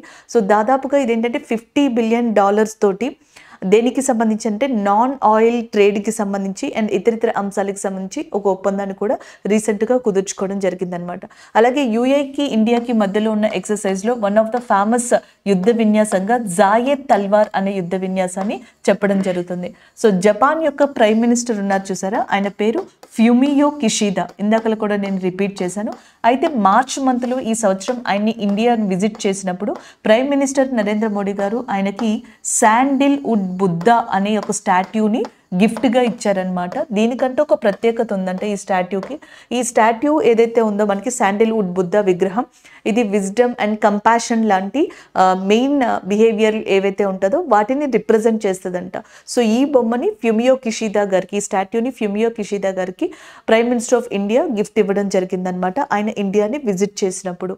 అలాగే ఫ్రాన్స్ యొక్క హైయెస్ట్ సివిలియన్ అవార్డ్, చెవిలియర్ అనే అవార్డుని మనకి ప్రైమ్ మినిస్టర్ ఆఫ్ ఇండియా అందుకోవడం జరిగింది 2023లో. అండ్ బంగ్లాదేశ్కి సంబంధించి కూడా ఇండియా 3 ఒప్పందాలని చేసుకోవడం, సో దానికి సంబంధించి రీసెంట్గా వాటిని లాంచ్ చేయడం కూడా జరిగింది. ఒకటి రైల్వే లైన్కి సంబంధించింది అండ్ బంగ్లాదేశ్ నుంచి ఇండియాకి, ఎస్పెషల్లీ నార్త్ ఈస్ట్ ఇండియాకి ఒక రైల్వే లైన్ని రీసెంట్గా ప్రారంభించారు. అలాగే బంగ్లాదేశ్లో మోంగ్లా పోర్ట్ అని చెప్పేసి ఉందన్నమాట. ఆ పోర్టుకి సంబంధించిన ఒక రైల్వే రోడ్ పోర్టుకి సంబంధించిన ఏరియాని కూడా ప్రారంభించడం జరిగింది. బంగ్లాదేశ్లో ఉన్న సూపర్ థర్మల్ పవర్ ప్లాంట్ అనమాట, దాని పేరు మైత్రి. దీని యూనిట్ 2ని కూడా ఇటీవల ప్రారంభించారు. మైత్రి యూనిట్ 1ని last year prime minister Narendra Modi గారే ప్రారంభించారు. ఈ సంవత్సరం కూడా వర్చువల్గా బంగ్లాదేశ్ యొక్క ప్రైమ్ మినిస్టర్ షేక్ హసీనా గారితో కలిసి ప్రారంభించడం జరిగిందనమాట. సో ఇలా వీటి గురించి మనం డిస్కస్ చేయొచ్చండి. Option B is the correct answer here. Next one చూద్దాం. So next question. కేరళ ప్రభుత్వం స్థాపించిన కేరళ జ్యోతి అవార్డ్ 2023కి ఎవరు ఎంపికయ్యారని అడుగుతున్నారు. So who has been chosen for that Kerala Jyothi award 2023 instituted by that Kerala government? ఆప్షన్స్లో Rita Chaudhary, MT Vasudevan Nayakar, T Padmanabhan and next వచ్చేటప్పటికి మనకి దేవు లాంకాయ్ అని చెప్పేసి ఉన్నారు. సో ఆన్సర్ వచ్చేటప్పటికి టి పద్మనాభన్ గారుగా చెప్పొచ్చు. Option C is the correct answer. Kerala ప్రభుత్వం స్థాపించిన కేరళ జ్యోతి అవార్డ్. సో జనరల్గా ఇండియాలో హైయెస్ట్ సివిలియన్ అవార్డుగా భారత రత్నాన్ని ఎలా అయితే అంటామో, కేరళ కూడా ఏం చేసిందంటే తన స్టేట్కి సంబంధించి సివిలియన్ అవార్డ్స్ని పెట్టుకుందనమాట. సో దాంట్లో హైయెస్ట్ సివిలియన్ అవార్డుగా మనకి కేరళ జ్యోతి అనే దాన్ని చెప్తాం. లిటరేచర్, సాహిత్య విభాగంలో కాంట్రిబ్యూట్ చేసినందుకు పద్మనాభన్ గారికి కేరళ జ్యోతి అవార్డ్ని ఇవ్వడం జరిగింది రీసెంట్గా. Option C is the correct answer. ఫస్ట్లో కేరళ స్టార్ట్ చేసినప్పుడు కేరళ శ్రీ లాంటి అవార్డ్స్ని, హైయెస్ట్ అవార్డ్స్ని MT వాసుదేవన్ నాయకర్ గారికి కూడా ఇచ్చిందనమాట ఆ టైంలో. బట్ రీసెంట్గా అయితే పద్మనాభన్ గారికి కేరళ జ్యోతి అవార్డ్ని ఇవ్వడం జరిగింది. దీని తర్వాత నెక్స్ట్ ఇంకొక కేటగిరీ కూడా ఉందన్నమాట, కేరళ గవర్నమెంట్ ప్రకటించింది. దాని పేరు కేరళ ప్రభా అవార్డ్స్ అనమాట. ఈ కేరళ ప్రభా అవార్డ్స్ని టోటల్గా ఈ సంవత్సరం ఇద్దరికి ఇచ్చింది. ఆ ఇద్దరిలో ఒకళ్ళు వచ్చేటప్పటికి ఫాతిమా బీవీ గారు, భారతదేశంలో మహిళా సుప్రీంకోర్టు న్యాయవాదిగా ఫస్ట్ టైం చేసిన వ్యక్తిగా ఫాతిమా బీవీ గారిని చెప్పొచ్చు. The first female supreme court judge of ఇండియాగా ఫాతిమా బీవీ గారు వర్క్ చేశారు. ఈమె తమిళనాడుకి కూడా గవర్నర్గా వర్క్ చేశారు కొంతకాలం. అలాగే మనకి నేషనల్ హ్యూమన్ రైట్స్ కమిషన్ ఉంది చూసారా, సో దాంట్లో వన్ ఆఫ్ ద మెంబర్గా మానవ హక్కుల ఏదైతే కమిషన్ ఉందో అందులో వన్ ఆఫ్ ద సభ్యురాలిగా కూడా ఫాతిమా బీవీ గారు వర్క్ చేశారు. ఆమెకి కేరళ ప్రభ అవార్డుని రీసెంట్గా ఇవ్వడం జరిగింది. ఈమెతో పాటుగా నెక్స్ట్ వచ్చేటప్పటికి మనకి సూర్య నాయకన్ మూర్తి అని చెప్పేసి ఉన్నారనమాట. ఈయనకి కూడా మనకి కేరళ ప్రభ అవార్డు అనేది ఇవ్వడం జరిగింది. సో వీళ్ళిద్దరికి. అండ్ నెక్స్ట్ వచ్చేటప్పటికి మనకి కేరళ శ్రీ అవార్డ్స్ అనేవి ఉన్నాయి. దీని తర్వాత అవి టోటల్గా 5 మెంబర్స్కి ఇచ్చారు. కేరళ శ్రీ అవార్డ్స్ని 5 మెంబర్స్కి, కేరళ ప్రభ ఇద్దరికి, అండ్ టి పద్మనాభన్ గారికి కేరళ జ్యోతి అవార్డ్ ఆఫ్ 2023ని ఇవ్వడం జరిగింది. కేరళ యొక్క చీఫ్ మినిస్టర్గా పి విజయన్, కేరళ యొక్క గవర్నర్గా ఆరిఫ్ మొహమ్మద్ ఖాన్ అనే వ్యక్తి ఉన్నారనమాట. సో నెక్స్ట్ క్వశ్చన్, WHO యొక్క ఆగ్నేయ ఆసియా రీజనల్ డైరెక్టర్గా ఎవరు నియమితులయ్యారు? Who has been appointed as a regional director of WHO south east Asian nation అని చెప్పేసి అడుగుతున్నారు, రీజియన్ అని. సైమా వాజెద్, స్వరూప్ సర్కార్, పూనం కేత్రిపాల్ సింగ్ అండ్ శంభు ఆచార్య. సో యాక్చువల్గా మనకి WHO యొక్క ఈ రీజనల్ డైరెక్టర్ పదవికి కాంపిటీషన్ అంటే ఎలక్షన్స్ జరిగినప్పుడు ఇద్దరు నామినేషన్స్కి వచ్చారు. Saima Wazed from Bangladesh, Shambhu Acharya from Nepal. So 10 votes ఉన్నాయి. ఈ 10 ఓట్స్లో 8 ఓట్స్ ఈమెకు వచ్చినాయి, 2 ఓట్స్ శంభు ఆచార్య గారికి వచ్చినాయి. సో సైమా వాజెద్ WHOకి సంబంధించి ఆగ్నేయ ఆసియా రీజనల్ డైరెక్టర్గా నియమితులయ్యారు. So who has been appointed as the regional director of south east Asian region అని అడిగితే answer Saima Wazed from Bangladesh. Option A is the correct answer. అసలు సౌత్ ఈస్ట్ ఏషియాలో మొట్టమొదటిగా మనకి ఒక విమెన్ గనక WHO రీజనల్కి సంబంధించి డైరెక్టర్ జనరల్గా అయ్యారంటే ఇండియాకి సంబంధించిన పూనం కేత్రపాల్ సింగ్ గారుగా చెప్పొచ్చు. This is all about this question అండి. Option A is the correct answer. So next question, కార్మికులు, విద్యార్థులు మరియు నిపుణుల కదలికలని సులభతరం చేయడానికి భారతదేశం మరియు ఏ దేశం మొబిలిటీ అండ్ మైగ్రేషన్ భాగస్వామ్య ఒప్పందంపై సంతకం చేశాయి? So India and which country sign mobility and migration partnership agreement and to facilitate movement of workers and students and professionals అని అడుగుతున్నారు. Indonesia, Russia and France and as well as Italy. Option A is the correct answer, Italy. So రీసెంట్గా మనకి external finance minister, so ఎవరైతే మనకి విదేశీ వ్యవహారాల శాఖ మంత్రి ఉన్నారో సుబ్రహ్మణ్యం జైశంకర్ గారు, సో ఆయన ఇటలీని విజిట్ చేయడం జరిగిందనమాట. ఆయన విజిట్లో భాగంగా కొన్ని ఒప్పందాలు జరిగాయి. లైక్ డిఫెన్స్ రంగానికి సంబంధించి కావచ్చు, లేకపోతే నెక్స్ట్ వచ్చేటప్పటికి మనకి స్పేస్కి సంబంధించి డిఫరెంట్ సైన్స్ అండ్ టెక్కి సంబంధించి దీంట్లో భాగంగానే. అండ్ ఇండియా నుంచి ఇటలీకి కూడా కేవలం స్టూడెంట్సే కాకుండా మిగతా వాళ్ళు కూడా ఈజీగా మనకి మైగ్రేట్ అయ్యేలాగా, లేకపోతే అటు నుంచి ఇటు వచ్చేలాగా మొబిలిటీ అండ్ మైగ్రేషన్ అనే భాగస్వామ్యంపై ఈ 2 కంట్రీస్ కూడా సంతకం చేయడం జరిగింది. ఆప్షన్ ఏ ఇటలీ ఏదైతే ఉందో అది కరెక్ట్ ఆన్సర్ అవుతుంది. మీకు ఆల్రెడీ ఇటలీ క్యాపిటల్ తెలుసు కదా, Rome is a capital city of ఇటలీగా చెప్పొచ్చు అనమాట.